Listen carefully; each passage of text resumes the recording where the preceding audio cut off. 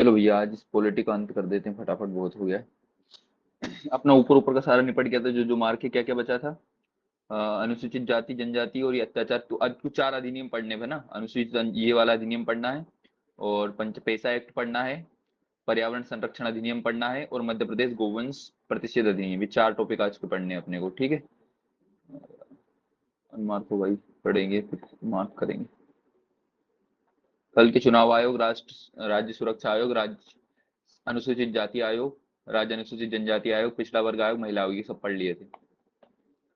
चलो तो आते हैं, पुस्तक में दे नहीं रखा है ये चारों अधिनियम, ठीक है। तो इसमें से देख लेना, तुम लोग को लिखना हो या जो भी करना।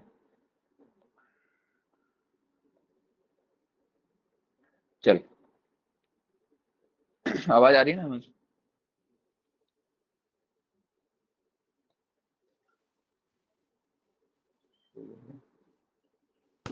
हाँ आ रही है। हेलो, आ रही है ना? आ रही है ना, आवाज आ रही है।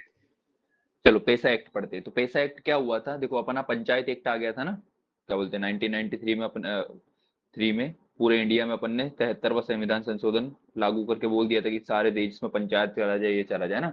लेकिन ऐसा क्या हो रहा था कि जैसे मध्य प्रदेश या कुछ जैसे इंडिया में जो होते हैं ना, वो क्या प्रभावित क्षेत्र थे, आदिवासी प्रधान क्षेत्र थे, है ना। आदिवासी प्रधान क्षेत्र जो एसटी समुदाय थे, वो बहुतायता में पाए जाते हैं। तो वहां पे जो पंचायत इंप्लीमेंट करना होता है, कंट्रोल हो रहा था, ये सब हो रहा था, ठीक है ना। मतलब पंचायत की जो पावर्स हैं, जो अपन ने वो देखा था ना, तो कुछ पंचायत, ऐसा याद रखना है पैसा एक्ट क्या है, पहले तो फुल फॉर्म पूछ लेगा इसका। Panchayat extension to scheduled area, ठीक है ना। मतलब पंचायत का एक्सटेंशन किया गया, मतलब पंचायत को अधिक शक्तियां दी गई है कुछ शेड्यूल्ड या पिछड़े एरिया में, कुछ स्पेशल पिछड़ो एरिया में पंचायत को क्या दी गई है, कुछ एक्सटेंशन दिया गया है या अधिक शक्तियां दी गई है, ठीक है ना। कहाँ लिख रखी है इसकी परिभाषा, तो वही 243 जो अपन ने पढ़ा था ना, उसमें एम वाला जो क्लॉज होता है या एम वाली धारा, उसमें लिखा है कि कुछ कतिपय कुछ क्षेत्रों में पंचायती राज को लागू ना किया जाए, उसकी बदले में एक्सटेंडेड पंचायत एक्ट लागू किया जाए। क्या होता है ये एक्ट, तो पहली बात तो कब आया, देखो अपने से साल पूछेगा कौन से साल में आया है, तो ये आया है 1996 में, ठीक है ना। पैसा एक्ट कब आया, वेरी वेरी इंपोर्टेंट रट लेना भैया, 1996 में आया अपना पैसा एक्ट। कब आया तारीख अगर और पूछ ले, 24 दिसंबर 1996 को आया। चारों अधिनियम अपने को रटे होने चाहिए। पहला वाला अपना पैसा एक्ट कब आया है 1996 में। क्या है फुल फॉर्म इसका, panchayat extension to scheduled area. पहली बात तो राष्ट्रीय स्तर का कानून है, अपने एमपी में बहुत लेट लगा है, देखो 96 में आ गया है ना अपने एमपी में। और भी ऐसे राज्य हैं जो 5-6 राज्यों में पहले लग रहा था, एमपी में ऐसा लग रहा था इसकी जरूरत नहीं थी ना। लेकिन ये ताजा ताजा अभी 2022 में लगाया गया एमपी में ना।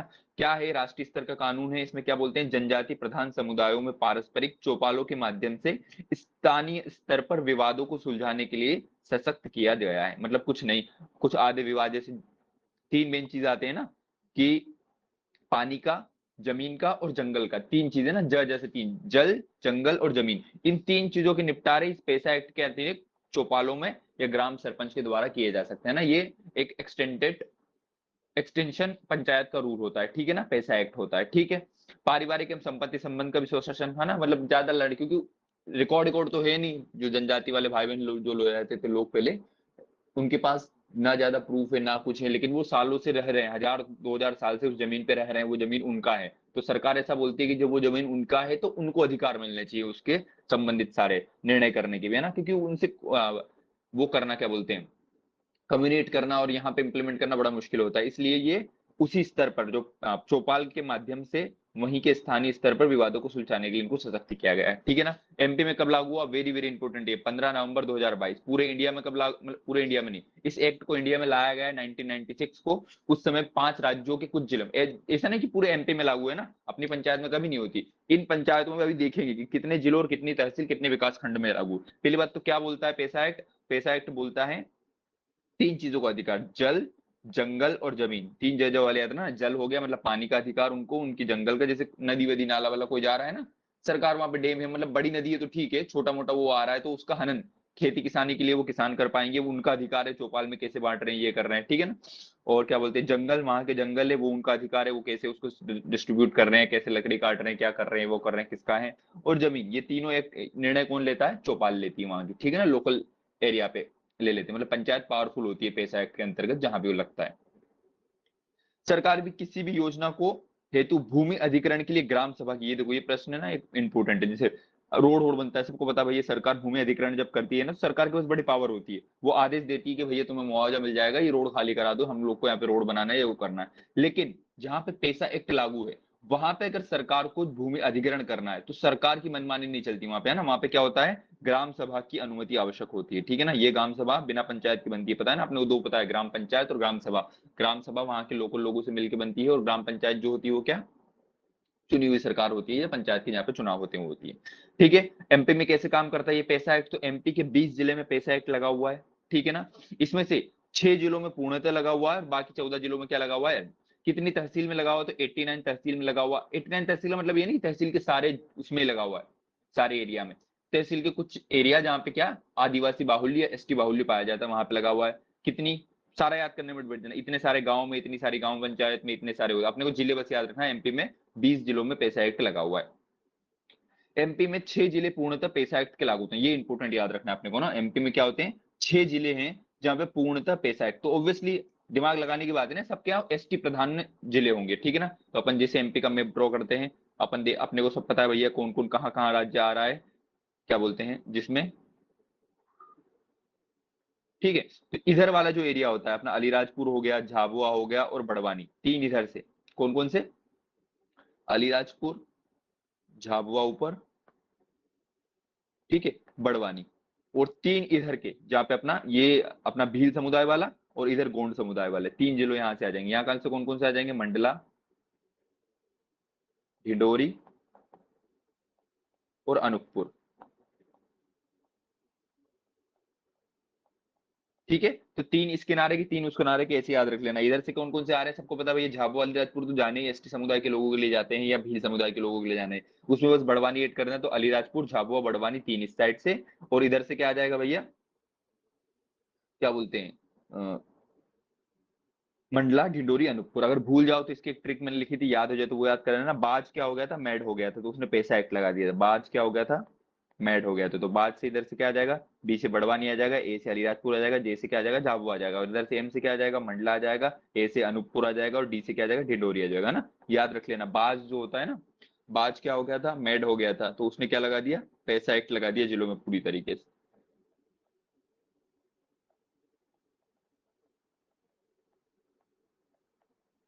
ठीक है, रेस्ट जो जिले याद नहीं करना अपने को, रेस्ट जो 14 जिले बचे ना, वहां पे आंशिक रूप से लागे, जहां पे मान लो दो चार गांव में जहां पे ज्यादा एसटी समुदाय के लोग हैं वहां पे लगा दिए, ऐसे कर दिया ना। इन 6 जिलों में पूर्णतः लागू है, बाकी में आंशिक रूप से लागू है, ठीक है। ये पैसा एक्ट के अपन ने देख लिया। अब पैसा एक्ट जो होता है ना, इसमें एक करंट अफेयर का क्वेश्चन आ सकता है, पैसा एक्ट इतना ही इंपॉर्टेंट है। पैसा एक्ट कानून पर इंदिरा गांधी राष्ट्रीय जनजाति विश्वविद्यालय जो अमरकंटक में है, अपन ने देखा, अभी अपन ने देखी नहीं है ना, जनजाति वाला अपना आधा बचा हुआ है। अपन ने सारी जनजातियां ही पढ़ी, जनजातियों का व्यक्तित्व पढ़ना है अपने को, और जनजातियों से संबंधित संस्थान और संग्रहालय पढ़ना है ना।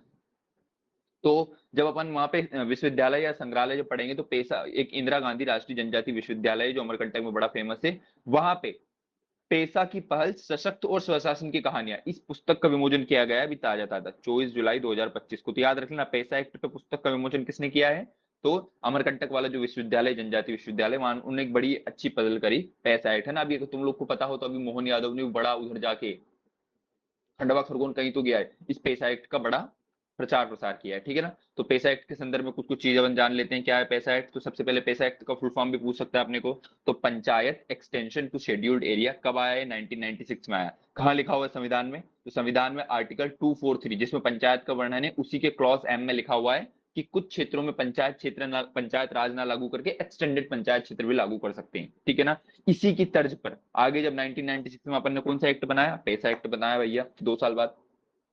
इस पैसा एक्ट में क्या किया अपन ने, एक राष्ट्रीय स्तर का कानून बनाया कि जहां भी जनजातीय प्रधान समुदाय है, वहां पे पारस्परिक जो चौपाल ओपाल है, या उनके माध्यम से स्थानीय स्तर पर विवाद सुलझाने के लिए उनको सशक्त करेंगे। पारिवारिक संपत्तियों का जो अधिकार है वो भी स्वशासन खुद करेगा, ये चौपाले या वो पंचायत करेगी वहां पे। और एमपी में कब लागू हुआ, तो एमपी में बड़ा लेट लागू हुआ है भैया, अभी ताजा ताजा 15 नवंबर 2022 को लागू हुआ। माननीय श्री शिवराज सिंह जी चौहान के द्वारा लागू किया गया था इसको, जिसमें तीन चीजों का मध्य प्रदेश में इनको अधिकार दे दिया, किसका, जल जंगल जमीन। याद रखना भैया, तीनों वेरी वेरी इंपोर्टेंट है, जल जंगल जमीन। पैसा एक्ट के तहत जो गांव की चौपाल होती है, पंचायत होती है, उसको किन 3 चीजों का अधिकार प्राप्त होता है? जल, जंगल, जमीन। ठीक है ना? उनके जल पे पूरा अधिकार है, उनका जंगल पे पूरा अधिकार है, और जमीन का अधिकार का मतलब ये नहीं कि उनका राज है, निर्णय वो ले सकते हैं। एक्टिविटी जो होती है ना, मतलब पंचायत और इनका राज है वहां पे, कि क्या इस जंगल के साथ करना है, क्या नहीं करना, वो चौपाल या ग्राम सभा तय करती है। ठीक है? जल, जंगल, जमीन तीनों का अधिकार किसको प्राप्त है? इस एक्ट के तहत वहां ग्राम पंचायत है उसको प्राप्त है। ठीक है? फिर अपन देखते हैं क्या कब आया एमपी में? तो 15 नवंबर। 15 नवंबर यही है ना बिरसा मुंडा जयंती, इसी को राष्ट्रवादी क्या बोलते हैं, आदिवासी गौरव दिवस जो कहा जाता है। उसी दिवस पे ऑब्वियसली आदिवासियों के लिए एक्ट ला रहे हैं, तो आदिवासियों के उसमें गौरव दिवस पे लाएंगे ना। ठीक है? क्या क्या होता है? तो एमपी में कितने जिले हैं? Very very important. एमपी में पैसा एक्ट के अंदर 20 जिले आते हैं, जिसमें से 6 जिले पूर्णतः पैसा एक्ट जिसमें लागू होता है। कौन कौन से? बाज बाज क्या हो गया था? मैड हो गया था, तो पैसा एक्ट लागू कर दिया था। 3 इधर बड़वानी, अलीराजपुर, झाबुआ। 3 इधर मंडला, अनूपपुर और ढिंडोरी। ठीक है ना? बाकी जिलों में आंशिक रूप से लागू। कितने टोटल? 89 तहसील हैं, इतने ग्राम पंचायत, इतना रटना नहीं बैठेंगे। ठीक है ना? सरकार की किसी भी योजना के लिए भूमि अधिग्रहण करना हो तो ग्राम सभा की अनुमति लेना आवश्यक होती है। ठीक है ना? एक करंट अफेयर का वो देख लिया पॉइंट अपन ने, कि पेसा एक्ट पर इंदिरा गांधी राष्ट्रीय जनजाति विश्वविद्यालय अमरकंटक ने एक पुस्तक लॉन्च करी, जिसका क्या नाम है? पेसा की पहल, सशक्त और स्वशासन की कहानियां। इस पुस्तक का विमोचन हुआ है 24 जुलाई 2025 को। ठीक है? ये अपना चारों एक्ट में से एक अपना पैसा एक्ट खत्म हो गया। ठीक है? पैसा एक्ट के बाद आ जाते हैं अपन दूसरे नंबर वाले पे।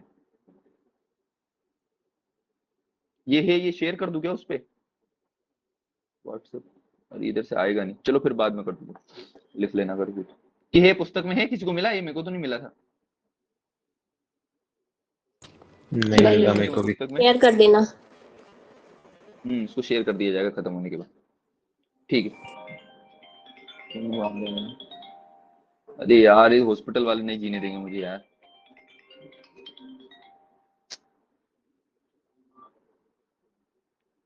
सात समंदर।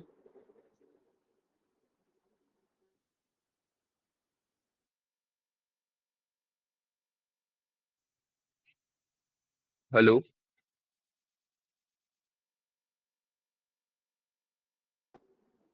मैं क्लास ले रहा हूँ। लाइपोमा में सूचर दे देना, क्या बोलते हैं, कैटगट वो दे दो, स्किन दे दो एक, और एक अंदर वाला दे दो, कैटगट 20 दे दो, और ट्रूलोन 20 दे दो। हाँ, विथ हाफ सीआरबी भी लिखना आगे। और हाँ, catgut 20 with half CRB, Trulon 20 with half CRB, है ना? पेशेंट को बोलना कि दोनों यूज कहाँ पे, लाइपोमा कहाँ पे, बैक पे है कि कहाँ पे, ब्रेस्ट पे तो नहीं है? ब्रेस्ट हो तो मोनोग्लाइड, एक्जिला में है ना? हाँ, एक्जिला में हो जाएगा। उसको बोलो अगर वो होगा तो मोनोग्लाइड कल बुलवा लेंगे, ये दोनों बुलवा लो बस अभी। बायलैटरल हो तो दो दो मंगवा, बायलैटरल है तो दो दो मंगवा लेना। ठीक। टीटी लगा दो। नहीं, अनीमा नहीं देना, एक्जिला में तो अनीमा के दोगे? क्या बोलते हैं, टीटी लगा दो, सेंसिटिविटी कर दो, वाइट ओटी काउंट मंगवा लेना, और टेबलेट मैक्टिन प्लस दे देना, मतलब क्लियर दे देना। ठीक है? समझा देना, और एडमिट नहीं करना। ठीक।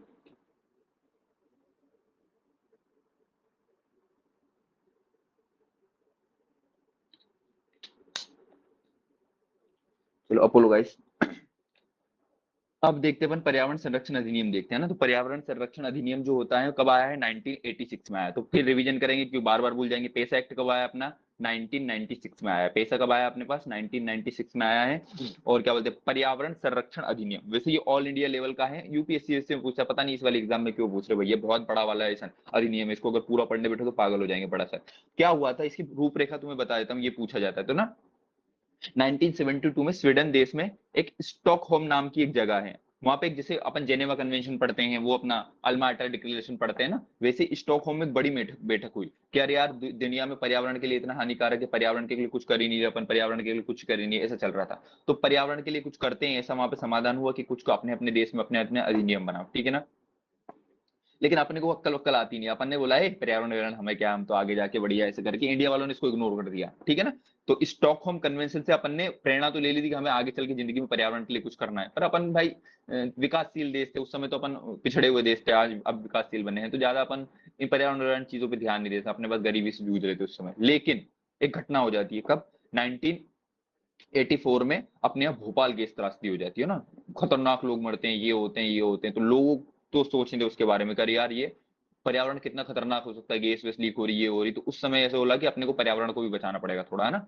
तो पर्यावरण संरक्षण अधिनियम जो भोपाल गैस त्रासदी हुई थी उसके 2 साल बाद अपन लाए 1986 में, ठीक है ना। तो ऐसा उल्टा भी याद कर लो, 86 में आया अपना पर्यावरण वाला, 96 में आया अपना पैसा एक्ट, है 10-10 साल के अंतराल में आए। 86 में आया पर्यावरण संरक्षण अधिनियम, 96 में आया पैसा एक्ट, है ना। देखो पुराने पेपर देखेंगे ना, अपने से साल ही पूछ लेगा, अंदर का कभी नहीं पूछा जाए। जो अपन ने पैसा एक्ट में इतना अंदर पढ़ा ना, कभी नहीं पूछेगा वो, अपने से बस तारीख पूछेगा किस साल में आया, है ना। ज्यादा से ज्यादा पूछ लेगा ये कि क्या बोलते हैं इसके अंदर कितनी धाराएं होती है, कितना वो होता है। पैसा एक्ट तो आर्टिकल में नहीं लिखा हुआ है, वो अलग से बस स्टेट लेवल पे एक्ट बनाया गया है, तो वो एक्ट है ना, एक्ट और अधिनियम में वो होता है।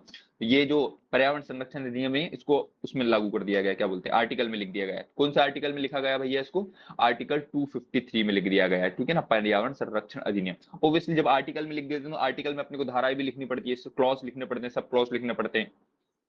तो कितने, तो इस आर्टिकल में 4 चैप्टर है, आर्टिकल 253 पर्यावरण से संरक्षण से अधिनियम से संबंधित है, और इसमें 4 अध्याय हैं और 26 धाराएं, ठीक है। और क्या बोलते हैं इस नियम को, ऑल्सो छाता कानून या अम्ब्रेला लॉ, इंग्लिश में बोलते हैं अम्ब्रेला लॉ, हिंदी इसको छाता का ना, वेरी वेरी इंपॉर्टेंट। इसको क्या बोलते हैं, पर्यावरण संरक्षण अधिनियम को अम्ब्रेला लॉ बोलते हैं। क्यों अम्ब्रेला लॉ बोलते हैं, क्योंकि ये ओजोन ओजन मतलब जैसे पर्यावरण चारों तरफ से घेर के रखा है ना, तो खुद को बचाने के लिए जैसे पर्यावरण को बचाना पड़ता है, वैसे अपने को एक छाता लगाना है ऊपर की तरफ, ठीक है। तो क्या होता है ये अम्ब्रेला लॉ, इसको कहा जाता है पर्यावरण संरक्षण अधिनियम में 1986 में आया है, पूरे 19 नवंबर 1986 को लागू हुआ है। किससे प्रेरणा मिली है इसको, तो स्वीडन देश में 1972 में एक स्टॉकहोम में सम्मेलन हुआ था, स्टॉकहोम कन्वेंशन या स्टॉकहोम महासम्मेलन के द्वारा इसको प्रेरणा मिलकर पर्यावरण संरक्षण अधिनियम बनाया गया था, ठीक है ना। ये इंपोर्टेंट महत्वपूर्ण बिंदु लागू, कौन लागू करवाता है इसको, केंद्र सरकार लागू करवाता है।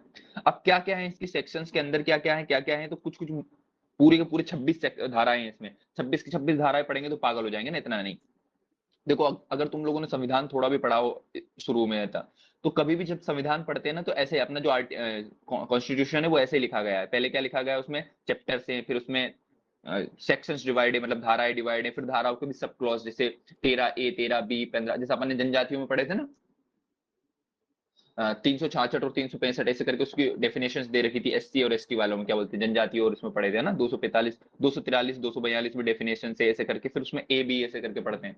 वैसे ही इसमें हिंदी में कख पढ़ते हैं, इंग्लिश में एबीसी पढ़ते हैं। अपने मैंने कुछ कुछ इंपोर्टेंट यहाँ पे लिख रखे हैं, सारे गधे जैसे अपने को 26 पढ़ना नहीं, बस याद होना चाहिए कि पर्यावरण संरक्षण अधिनियम में कितने हैं टोटल, 26 धाराएं हैं, ठीक है ना, 4 अध्याय हैं, 26 धाराएं हैं। अब देखिए केंद्र सरकार को लागू करे तो हर आर्टिकल की जो प्रथम धारा होती है ना, उसके अंदर क्या, इसका नाम, विस्तार और प्रारंभ, कैसे कैसे इस अधिनियम का नाम है, इसका विस्तार कहाँ पे होगा, इसका प्रारंभ कैसे होगा, और हमेशा धारा 2 सेक्शन 2 में इसकी परिभाषाएं दे रखी होती है, ठीक है ना। तो किस किस की परिभाषा दे रखी है इसमें कॉन्स्टिट्यूशन में, पर्यावरण की परिभाषा दे रखी है, और पर्यावरण प्रदूषक की बाहर बड़ा बड़ा बड़ा है अंदर, इतना अंदर बस अपने को याद रखना, पर्यावरण प्रदूषक की क्या दे रखी है, डेफिनेशन दे रखी है सेक्शन 2 में।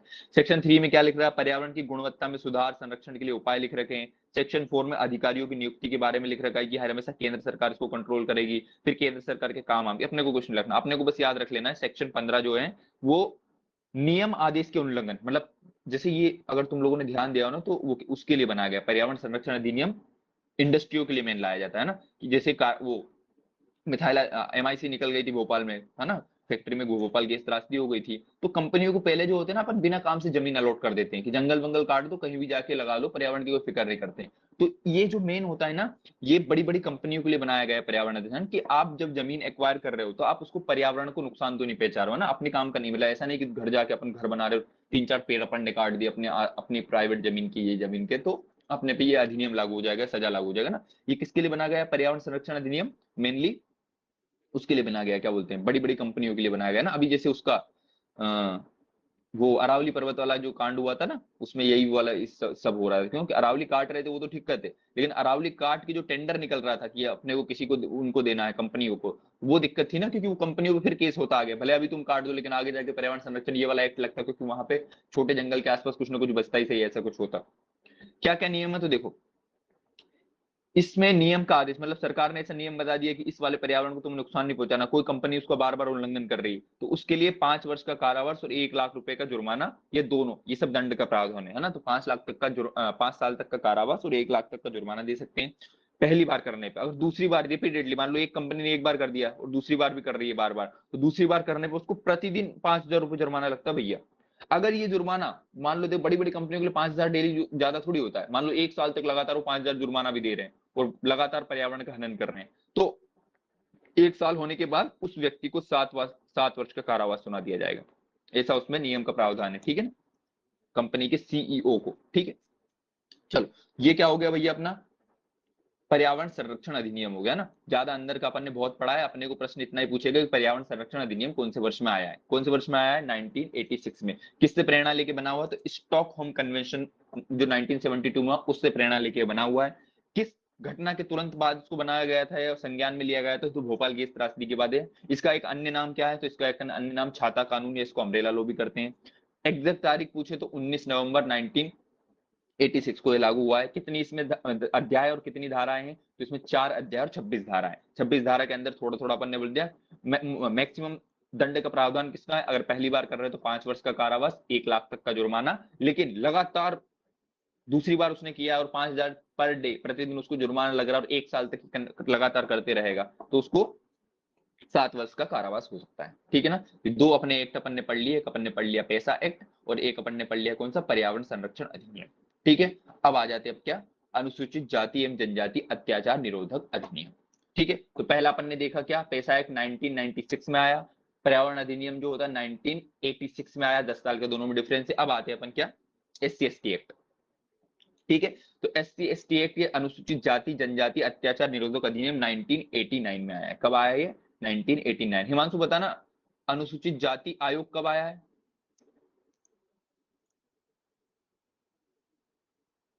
बता साले, कल था ना तू,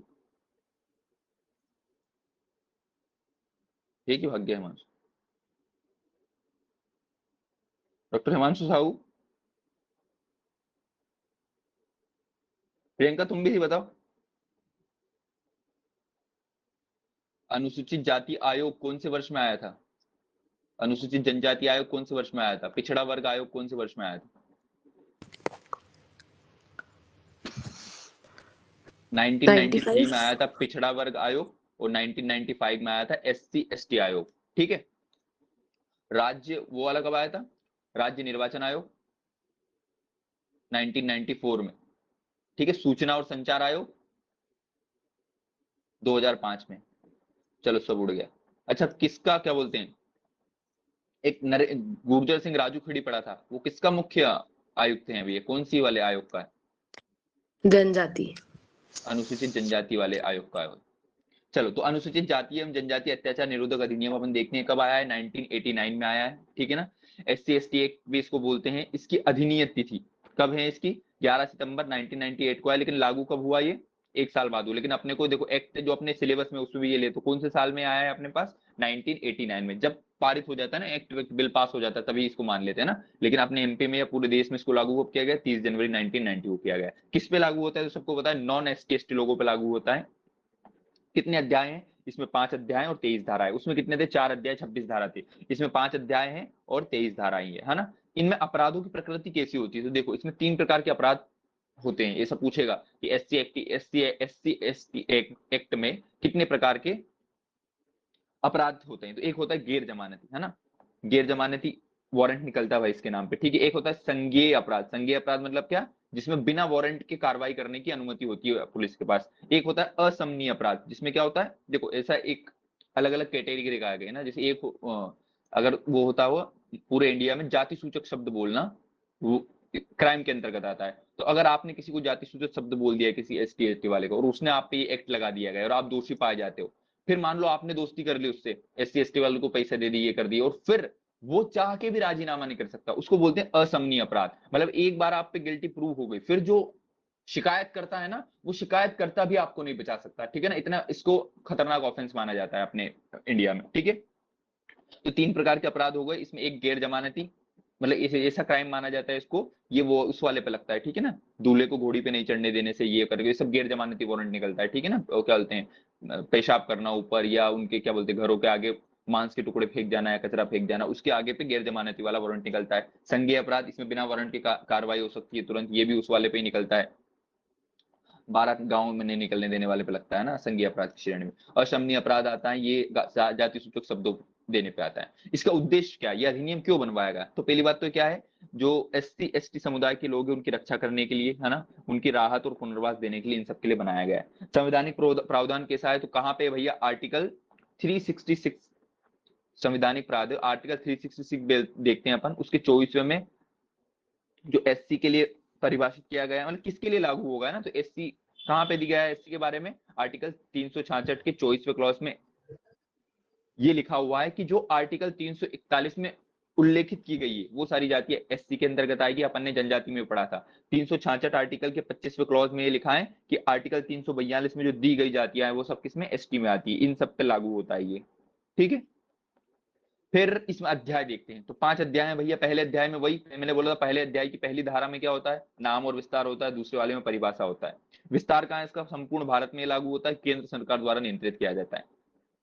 धारा 3 में अपराधों, अत्याचार और अपराधों के लिए दंड का प्रावधान है। तो कितने अपराध बनाए गए, तो याद रख लेना ना, इतना बस याद रखना तुम्हें, 29 + 7, 29 छोटे अपराध और 7 बड़े अपराध इसमें शामिल है, ठीक है ना। छोटे छोटे अपराधों में क्या है, तो पूरे 29 अपराध ऐसे होते हैं जैसे अखाद्य पदार्थ खिलवाना, अपने MP में बहुत चलता है ना, जो चीज खाने लायक नहीं होती है, अपमान करने के लिए उनको जबरदस्ती खिलाया जाता है कि ये खाओ। परिसर के सामने कचरा फेंकना, ये होता है ना, जैसे एक क्या बोलते हैं, ST समुदाय में कास्ट होती है भंगी, जिनको वो साफ सफाई करने की होती है ना, तो आजकल तो नहीं चलता, लेकिन पहले गांव में होता था कि कचरा जो होता है ना इनके घर के सामने फेंका जाता था कि ये आके साफ करके फेंक देगा ना, तो इसको परिसर में कचरा फेंकना या उनके जो आसपास वाला एरिया होता है ना, जैसे पहले अगर तुम लोगों ने गांव का इंफ्रास्ट्रक्चर देखा, अब तो बदल गया सब, पहले आज से 10-20 साल पहले गांव का इंफ्रास्ट्रक्चर ऐसा होता था कि एक जाति समाज के लोग का स्पेशल रहने का एरिया रहता था, दूसरे जाति समाज का अलग होता है ना, मतलब जाति के अकॉर्डिंगली गांव में घर बने रहते थे सब, ठीक है।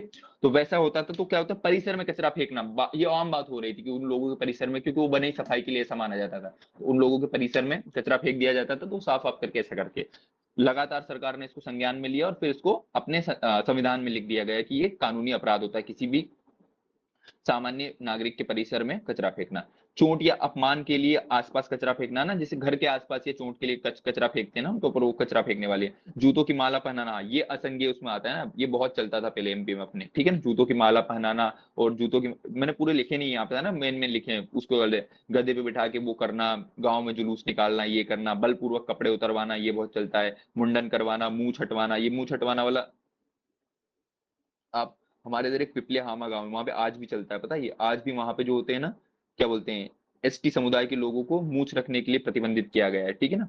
पिपलिया हामा नाम का गांव है। चेहरा पोतना, चेहरे पे कालिक पोत जाते हैं ना, नग्न अर्धनग्न करके घुमाना, ये एंड मेड किया गया है ना, जाति सूचक शब्दों को बोलना। ये तुम लोगों ने अगर स्टोरी तुम लोग को याद हो ना, तो एक 1978 में, हाँ 1978 में एक IAS कलेक्टर बन गया था, उसकी स्टोरी पता नहीं तुम लोगों ने पढ़ी ना, IAS लेवल का बन गया था ना, वो जाति से, चमार जाति का वो था, वो ऐसे करके ना, तो उसको उसने इस्तीफा दे दिया था इसलिए क्योंकि उसको अ, उसके यहाँ काम करने वाला वो था, क्या बोलते हैं, एक ब्राह्मण जो था वो उस पोस्ट पे आया था, भृत्य की या चपरासी की पोस्ट पे आया था, और एक ये IAS का नाम नहीं, इसके ऊपर बना हुआ ये वाला जाति सूचक शब्द वाला है ना, तो उन्होंने बार बार उसको चमार नाम से संबोधित करता था ना, तो उसको अपमानजनक लगता था, क्योंकि पहले शूद्र समुदाय में जो गाय क्या बोलते हैं, चमड़ों का या चमड़ों से जूते बनाने का जो कार्य करते थे, उनको चर्मकार या आगे चल के चमार कहा जाने, तो उस पे ये एक्ट बनाया था ना कि जाति शुद्धक शब्द,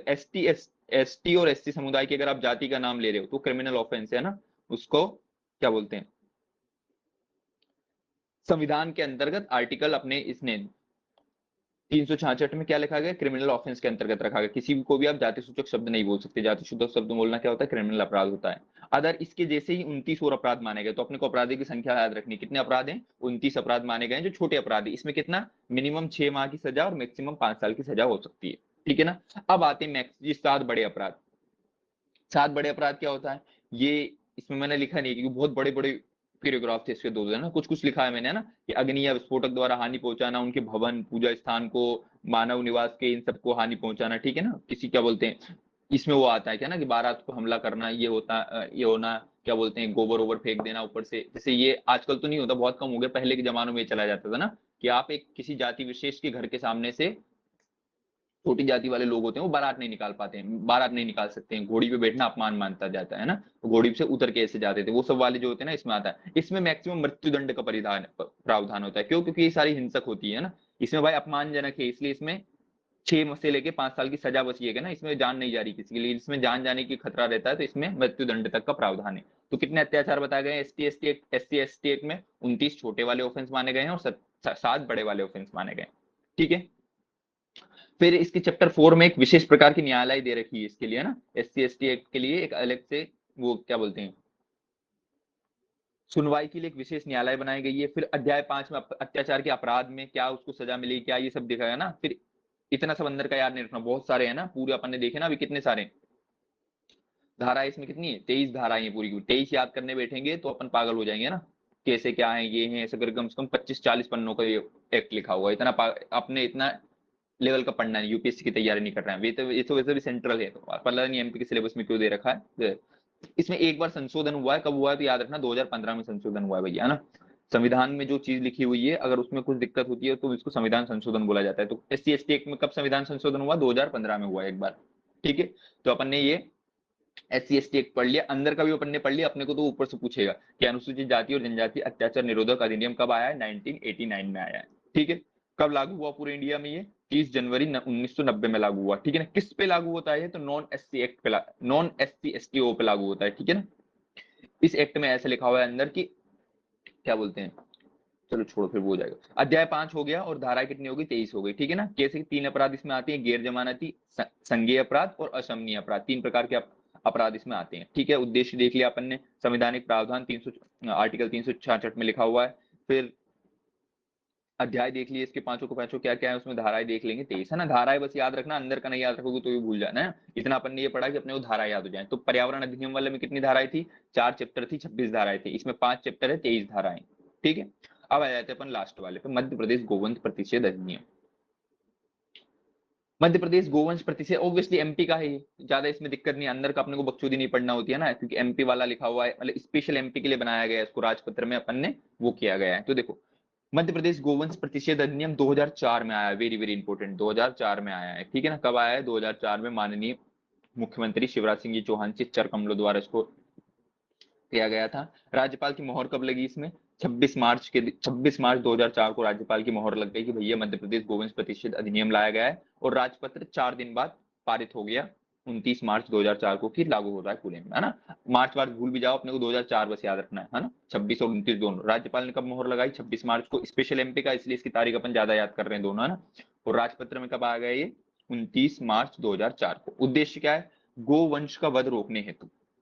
ऑब्वियसली कुल धाराएं कितनी है इसमें? तो 18 कुल धाराएं। अब तुम बोलो आर्टिकल क्यों नहीं लिखा है? अरे तो भारत के संविधान में थोड़ी कि मध्य प्रदेश का अपना खुद का है ना, तो इसकी कुछ 18 धाराएं हैं। क्या क्या है? पूरी की पूरी धाराएं नहीं याद रखना। देखो, पहले में मैंने बोल रहा नाम और विस्तार होगा, दूसरे वाले में परिभाषा। तो गोवंश की देखो प्रश्न यहीं से आता है कि गोवंश प्रतिषेध अधिनियम के अंतर्गत गोवंश किसे किसे माना गया है। देखो ये सब क्यों बनाया गया सबको पता भैया, बीफ के उसको, बीफ खाने को या बीफ के इंपोर्ट एक्सपोर्ट को रोकने के लिए बनाया जाता है ना। तो क्या क्या आता है, बीफ किस किस से बनता है, उसको गोवंश बोलते हैं। गाय, गोवंश में गाय आता है, सांड आता है, बेल आता है और गाय का बछड़ा आता है, 4 चीजें आती है ना। इसमें एक ऑप्शन दे देगा कि गोवंश प्रतिनिधियों में क्या क्या नहीं आता है, गाय, बेल, बकरी, और वो लिख देगा भैंस लिख देगा। कोई बीफ में सब लोग ये मानते हैं ना, भैंस आता है, पोर्क आता है, वो लिख देगा ना। किसका मांस लिखेगा आगे ना, कि गोवंश प्रतिषेध अधिनियम में बीफ के निर्यात या बीफ को कंट्रोल करने के लिए आएगा, उसके अंतर्गत गोवंश में इस अधिनियम के अंतर्गत क्या नहीं आता है ना। तो भैंस में से नहीं आती, क्या क्या आते हैं? गाय आता है, सांड आती है, बेल आता है, गाय के बछड़े आते हैं। ठीक है ना, गोवंश से 4 चीज आती है। फिर ये प्रश्न अपने से पूछ सकता है, इसमें वेरी वेरी इंपॉर्टेंट चीज है, इस नियम के अधिकार, इस प्रतिषेध नियम के अधिकार एक पशु चिकित्सा अधिकारी की नियुक्ति बोलते हैं। ये एक वेटरनरी डॉक्टर होना चाहिए ना, एक वेटरनरी डॉक्टर की नियुक्ति के लिए इन्होंने प्रावधान है कि इस प्रतिषेध अधिनियम में लगा गया कि हर जिले में या हर जो ब्लॉक होता है उस स्तर पर एक पशु चिकित्सा अधिकारी नियुक्त होना चाहिए। ठीक है ना, वो पशु चिकित्सा अधिकारी जो होता है, पता नहीं ये तस्करी वस्करी कैसे रुकवाएगा, पर ये फिर चारवें चौथे मांस में क्या लिखा है? गोवध का प्रतिषेध होता है ना। तो इन अगर किसी का इनकी हत्या करते हुए पाया गए तुम, है ना, किसकी, गाय की, सांड की, बेल की या गाय के बछड़े की, तो कानूनी अपराध होता है मध्य प्रदेश में ना, आप उसके लिए जेल जा सकते हो या क्रिमिनल ऑफेंस होता है ना। ऐसा नहीं सड़क चलते गाय चली और तुम्हारे अगर उसको टक्कर से भी मर गई, गाड़ी की टक्कर से भी, और किसी ने आसपास वाले ने केस कर दिया तुम पे, तो ये गोवंश प्रतिषेध अधिनियम के लिए केस लग सकता है ना, ध्यान से बच के चलना है इसलिए। फिर गो 5वें धारा में क्या, देखो इसका मेन जो होता है ना, ये 2 चीज के लिए बड़ा फेमस है। अगर तो इस ये परिवहन एक्ट किसके लिए बनाया गया है पता है? इनके लिए बनाया गया है, परिवहन वालों के लिए। ठीक है,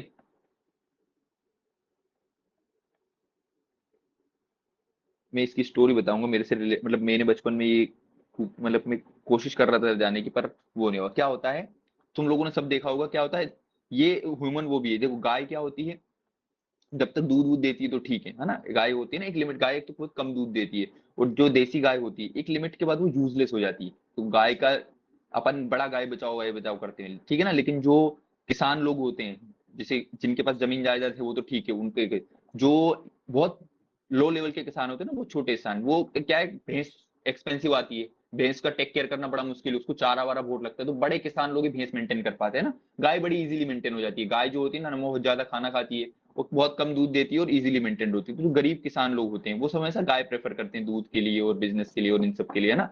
लेकिन गाय एक समय के लिए यूजलेस, जैसे भैंस जो होती है ना लंबे समय तक भी दूध देती है, ठीक है। गाय कम समय के लिए दूध देती है, ऐसा कुछ फर्टाइल का लिए होता है, और कम दूध भी देती है होती है। तो एक समय के लिए गाय यूजलेस हो जाती है, मान लो उसने दूध देना बंद कर दिया, ऐसे होते हैं ना मेंसेस। अब छोटे किसान क्या होते हैं, उसको वो नहीं कर पाते हैं, भाई कोई बैठा के क्यों खिलाएगा, है ना। एक्सपेंस भी आ रहा है, उसको अवेरना अलग मुश्किल होता है, ये होता है, तो वो बेच देते हैं। अब होगा क्या, दिमाग ये लगाते हैं ना कि एक समय के बाद, एक लिमिट के बाद, मान लो गाय बूढ़ी हो गई, वो दूध नहीं दे पा रही, या मान लो बहुत सारी गाय होती है जो आधा आधा एक एक लीटर ही दूध देती है, उनका होगा क्या, ठीक है ना। तो एक्सेसिव मात्रा में बढ़ रहे हैं। अपन पूजा तो करते हैं लेकिन अपन टेक केयर बिल्कुल नहीं करते। हालांकि बहुत चल रहा है कि अपन गौशाला बना रहे, ये चला रहे, लेकिन वो भी हाई एक्सपेंसिव है ना। वो बहुत है, उसमें इन्वेस्टमेंट बहुत है, आउटपुट जीरो है। मेन जो होता है ना, देखो इकोनॉमी जो चलती है वो इनपुट और आउटपुट पे, किसी चीज में आप इनपुट दे रहे हो तो ऑब्वियसली वो कुछ ना कुछ आउटपुट देना चाहिए।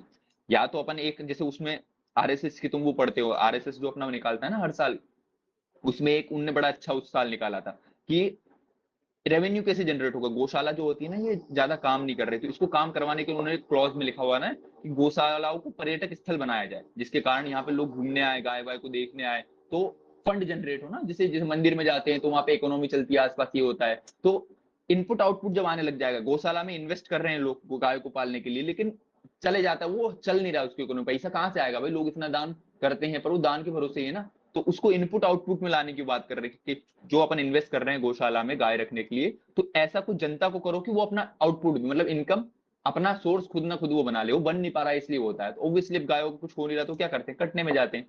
कटने में जाते हैं तो उनको परिवहन बड़ा होता है ना, तो ट्रक वालों में डर बिठाने के लिए एक अधिनियम बनाया गया है कि गोमांस का परिवहन, मतलब तुम जैसे किसान लोगों को पता होगा, अगर जैसे दो गाय है, मान लो हम लोग को, हम मेरे मामा के घर से अपने यहाँ गाय भिजवानी, उसको हम लोग एक वो बुक कर लिया, क्या बोलते हैं, ये छोटी हाथी और ये बुक करते हैं ना, उसमें देखते हो तो नाके पे पुलिस वाला उसको रोक लेगा कि गाय लेके कहाँ जा रहे हो, क्यों, क्योंकि उनको ऐसा डर रहता है कि ये कहीं कटने के लिए, आगे इनको बेचने के लिए ये ले जा रहे हैं ना। तो गाय को इधर से उधर ट्रांसपोर्ट करना बड़ा मुश्किल होता है आम किसानों के लिए, क्योंकि हमारे साथ हुआ है ना, गाय मामा जी के यहाँ से वहां भेज रहे थे अपने यहाँ, तो पुलिस वालों ने उन्हें में रोक लिया था बीच में से करना। तो क्या उस इस अधिनियम में लिखा गया, चारों लोग पे केस होगा, किस पे, अगर मान लो आप बल्क में या किसी उद्देश्य से पाया गया है कि गाय ऐसी जगह तुम बेच रहे थे, कट जहां पे कटने जा रही है, कसाई खाने में जा रही है, तो चार लोगों पे केस होगा, किस पे, गाय का जो मालिक है उस पे, जो वाहन जो चला रहा है उस ड्राइवर पे, वाहन का जो मालिक है उस पे, और जहां जा रहा है उस पे, चार लोगों पे केस होता है इस वाले अधिनियम के अंतर्गत, है ना। तो याद रख लेना, अपने जो वाहन वाले जो लोग होते हैं ना, इनके लिए भी सख्त हिदायत दी जाती है। भले आप नहीं जा रहे हो,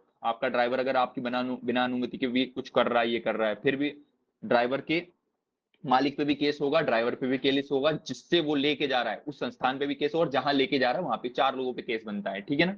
तो ये गोमांस का परिवहन प्रतिबंध है ना, गोमांस के प्रति परिवहन। तो अब ऐसा तो है नहीं, मान लो मुझे अपने मामा जी के घर से अपने गाय भिजवानी है, तो मेरे लिए भी तो कुछ नियम बनाएगी ना सरकार। तो सरकार ने इस अधिनियम के अंतर्गत मध्य प्रदेश सरकार ने एक मंजूरी वाला अनुज्ञा पत्र बनाया है, तुम थाने से या वहां जाके गाय को यहाँ से यहाँ तुम इतनी तारीख को यहाँ ट्रांसफर करना है या इस वाहन में करना है, ये अनुज्ञा पत्र अपने को या मंजूरी पत्र साइन करवाना रहता है, कहां से, अपने थाने से, ठीक है ना। तो अगर तुम लोगों को गाय एक जगह से दूसरी जगह भिजवाना है और कानूनी झमेले से बचना है, तो क्या करना है, थाने जाके पहले अनुज्ञा पत्र साइन करवाना है, ठीक है ना, थानेदार से या वहां के जो लोकल बॉडीज होती है, वो अनुज्ञा पत्र लेके आपको एक जगह से देना भी पड़ेगा कि यहाँ से लेके वहां जाएंगे, फिर आपको ऐसा सबूत वबूत देना होता है, बड़ा वो है ना। तो इसमें क्या होता है, पता नहीं तुम लोग किधर चलते, नहीं हम लोग किधर वो ब्रांचेस चलती है इसकी, मतलब बता देता हूँ, लड़के फन के लिए करते हैं। हमारे इधर एक हाईवे जाता है जो उज्जैन और बंडेगर को क्रॉस, तो हमारे गांव से ना दो हाईवे को, मतलब एक इस बड़े हाईवे को इधर से और इधर से दोनों तरफ से कनेक्ट करता है अम्बुदिया गांव में, है ना। तो क्या होता है, इस हाईवे से इस उज्जैन को बाईपास करने से लोग, मतलब उज्जैन इधर से आता है, खाचरोद जावरा से हाईवे आता है, और उसको उज्जैन पार करके इंदौर जाना होता है, तो इसको बाईपास करने के लिए लोग, हमारे गांव से एक छोटा रास्ता जाता है, उस रास्ते से डायरेक्ट इंदौर बाईपास में निकलने के लिए, मतलब पुलिस क्रॉस करने के लिए इधर से निकलते थे। तो हमारे इधर के लड़के क्या उसमें भर्ती हो गए थे, बजरंग दल और इन सब में। और इनको ऐसा उधर से ऑफर आया था कि जो लोग भी गाय से भरा हुआ ट्रक रोकेगा और ये करेगा उनको 5,000 रुपए का पुरस्कार दिया जाएगा, उधर बजरंग दल से करके, ठीक है ना। तो हमारे इधर का एक कालू भैया था, वो यही काम करवाता था, जितने भी ट्रक आता था वहां फाटक पे बैठ के चेक करवाना होता था। तो इन 2-4 बार मैं भी इन लोग के साथ गया था जब छोटा था, बढ़िया घूमने फिरने में, कि चलो उधर गाय वाय को। ड्राइवर को मारते ही बहुत थे भैया, हालांकि वो ड्राइवर बहुत रिस्की रहता था, चढ़ा वड़ा भी देता था, पर वो ऐसा लोग करते हैं बहुत जगह ना। तो ये वाला अधिनियम भैया गाय का परिवहन नहीं करना, याद रखना। तो कौन से वाले क्लॉज में है? 5वें 6ठे दोनों में है, ठीक है ना। 5वें वाले में क्या है? 5वें वाले में गो मांस का परिवहन है, मतलब कटी हुई गाय या बीफ को आप एक्सपोर्ट नहीं कर सकते। और 6ठे वाले में गो वंश है, वध लिखा है ना मैंने, एक जगह गो मांस है और गो वंश।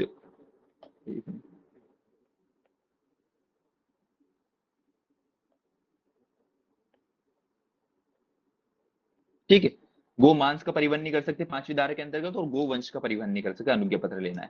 फिर इसकी पेशी कहाँ पे होती है? तो सेशन न्यायालय में पेशी होती है। मान लो कोई पकड़ा गया भैया, गाड़ी में या बस में ले जाता हुआ गाय को, 10-12 गाय को परिवहन करते हुए ले आया गया, तो उसको सेशन न्यायालय में उसकी पेशी होगी, ठीक है ना।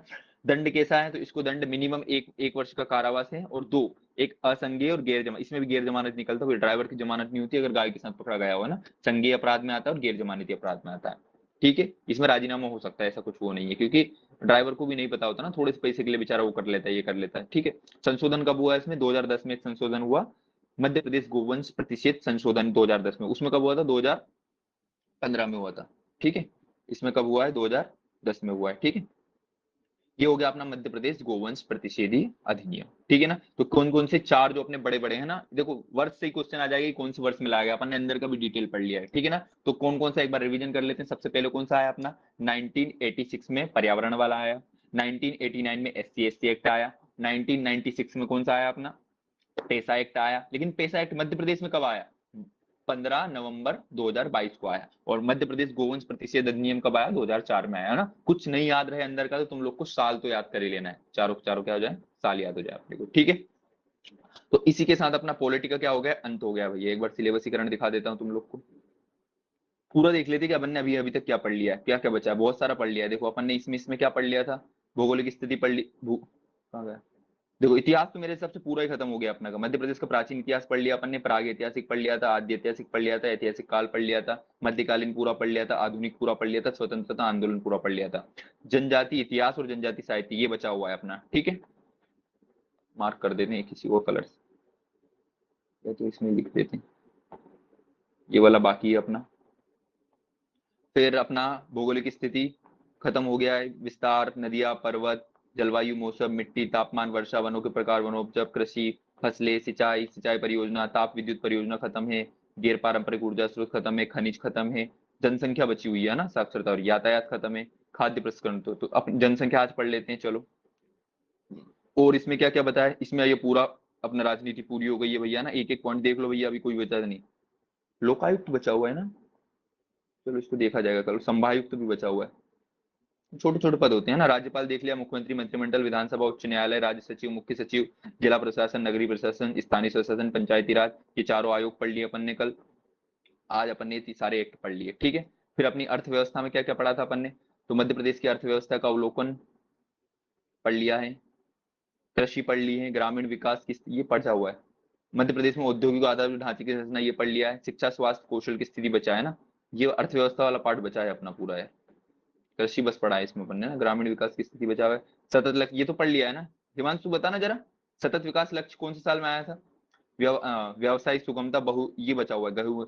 इसको पूरा ही पढ़ लेंगे अर्थव्यवस्था को एक बार, इसके क्योंकि आधे आधे टुकड़े में पढ़ लिए, तो ये वाले भूल गए होंगे। ये चारों पढ़ रखे अपन ने, तो ये फिर से रिवीजन करने, मतलब ये वाला इस सेक्शन का पॉलिटी वाले का राजनीति अर्थव्यवस्था, मतलब 5 नंबर का अपन ने ये देख लिया, और 5 नंबर का अपना ये वाला बचा है, ठीक है। फिर अपन ने जनजातियों में क्या क्या देख रहा है? तो भौगोलिक विस्तार देख लिया था, संवैधानिक प्रावधान देख लिए थे, जनजाति की प्रमुख जनजातियां देख लिया था, विशेष पिछड़ी जनजातियां, बेगा, सहरिया, भारिया देख ली थी, जनजातियों के कल्याण की योजनाएं बची हुई है अपनी, जनजाति संस्कृति थोड़ी थोड़ी देख ली थी, कलाएं, त्योहार, उत्सव, भाषा ये बचा हुआ है। जनजाति मध्य प्रदेश में जनजातियों को भारतीय में स्वतंत्रता आंदोलन में योगदान ये बचा हुआ है। टंटिया भील और इसे पढ़ा हुआ है, पर ये बढ़ लेंगे। राज्य के प्रमुख जनजाति व्यक्तित्व, ये जनजाति वाला पता है अपने उसमें आधा ही पढ़ा है, बचा हुआ है जनजाति वाला पार्ट। कल से अपन जनजाति वाला चालू करेंगे वापस, क्योंकि ये 10 नंबर का है पूरा, और अच्छा बैठे जाएगा इसमें ना। देखो पॉलिटी में ज्यादा ध्यान नहीं देना, पॉलिटी 5 नंबर का ये पूरा इतना, ठीक है ना। 5 नंबर का इसमें इकोनॉमी क्या होता है अर्थव्यवस्था है, पूरा नवा के 10 नंबर का है। तो मध्य प्रदेश की जनजातियां थोड़ा बचा हुआ है, बाकी ये वाला तो बचा ही हुआ है इसकी इकोनॉमी, ठीक है ना। तो आधा लगभग 50% हो गया अपना, 50% से ज्यादा हो गया है, क्योंकि ये 1 पूरा 2 पूरा 3 पूरा और 4 भी अपना आधा 1.5%, मतलब लगभग अपना 75% खत्म हो गया है। चलो आज पढ़ते हैं अपन, सेंसस पढ़ लेते हैं। कहाँ गया, इसी में तो आएगा।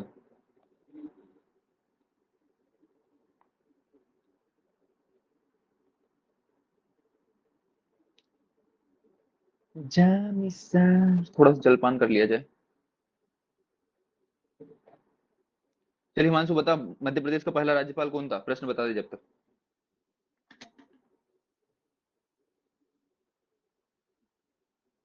भाग गया क्या साला हिमांशु।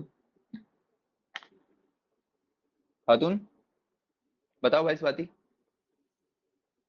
पहला राज्यपाल कौन था क्या मध्य पूछा प्रदेश तुमने? ऑप्शन तो बता दूंगी मैं। पट्टा भी वो थे, सीतारमण रुक जाओ, कुंजी कुंजी कुंजी है। पट्टा भी सीतारमण था बेवकूफ, पूंजीलाल दुबे विधानसभा के अध्यक्ष थे, सब उड़ गया तुम्हारा। ठीक है, विधानसभा के अध्यक्ष थे। पहले प्रोटेम्प्ट स्पीकर कौन थे। वो थे, इसका मुझे याद है, रुक जाओ बता रही हूँ। 3rd नंबर पे जो जिनका नाम लिखा था। कौन से काका मेरे करके याद कर रहा था, काशीनाथ प्रसाद या काशीनाथ पांडे, हाँ, पांडे पांडे। क्या बोलते हैं। कौन से ऐसे 2 लोग थे जो विधानसभा के अध्यक्ष, उपाध्यक्ष और प्रोटेम्प्ट श्री स्पीकर तीनों पद पे रहे। वो हाँ श्री राम श्री बताओ। राम करके करते याद किया था। उनके पूरे नाम नहीं याद है, लेकिन ऑप्शन श्री राम हनुमान जी ऐसा था ना, श्री राम हनुमान जी उससे जो हनुमान। था। पूछा था वो श्री भी नहीं राम बता रहा नहीं था, था, बस श्री राम बस था। सो गया था क्या। और उसमें ठीक है ना, ट्रिक ट्रिक है तो याद आ जाएगा ना। हाँ श्री राम किशोर शुक्ला था एक, और एक श्रीनिवास तिवारी थे। पर हाँ श्री राम याद है श्रीनिवास तो थे। मतलब अंदर का ऑप्शन देख के याद आ जाएगा। चलो बताना, कौन से ऐसे मुख्यमंत्री थे जिनके कार्यकाल में 2 बार आपातकाल लगा था मध्य प्रदेश में। सुंदर सुंदर सुंदरलाल पटवा। कौन से ऐसे पहले पटवा। मुख्यमंत्री थे जिनके प्रथम का मतलब जिनके काल में पहला आपातकाल लगा था मध्य प्रदेश में। श्यामाचरण दुबे जो अपने पहले मुख्यमंत्री थे हाँ, ना, श्यामा पंडित चरण दुबे। रविशंकर दुबे उनके पुत्र थे वो, श्यामा उनके शुक्ल पुत्र। या दुबे जो भी सरनेम है, पंडित रविशंकर शुक्ल के बेटे श्यामाचरण शुक्ल। शुक्ल थे। हाँ शुक्ल तो बोल रहा हूँ मैं भी। और क्या बोलते हैं उसमें, मध्य प्रदेश की जो पहली वो मुख्य सचिव फीमेल कौन थी।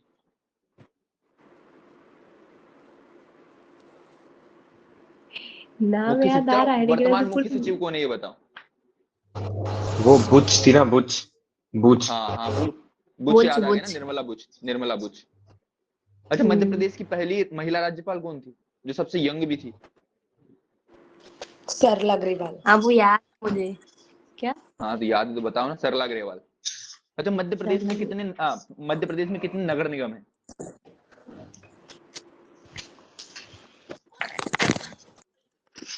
कितने नगर निगम है।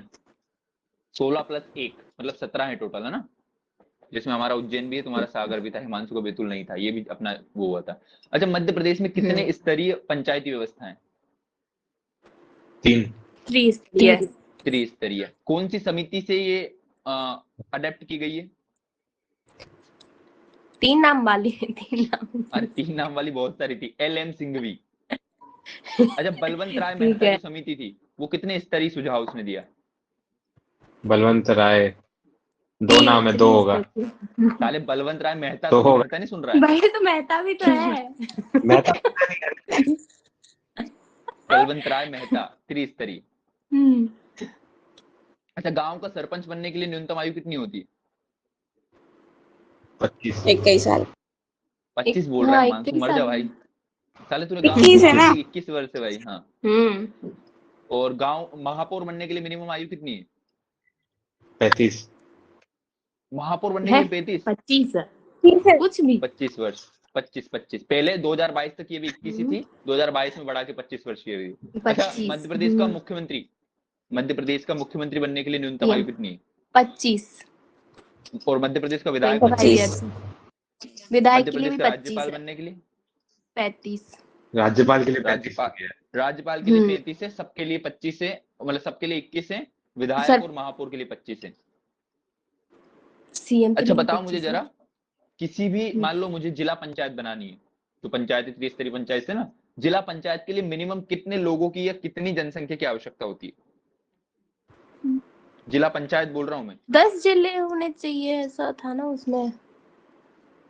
जिला पंचायत कितने लोग बोल रहा हूँ, जनसंख्या। ऑप्शन दे देता हूँ। 1000। 1000 से 10,000। 5000 से ज्यादा या 50,000 से ज्यादा? 50,000 10,000 तो था से ही नहीं ज्यादा। ऑप्शन में।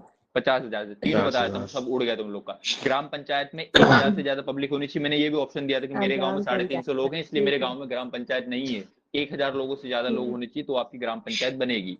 फिर 5000 से अधिक होने के लिए जनपद पंचायत बनती है, अच्छा, और जिला 50,000 से पंचायत। अधिक होने के लिए जिला पंचायत बनती है।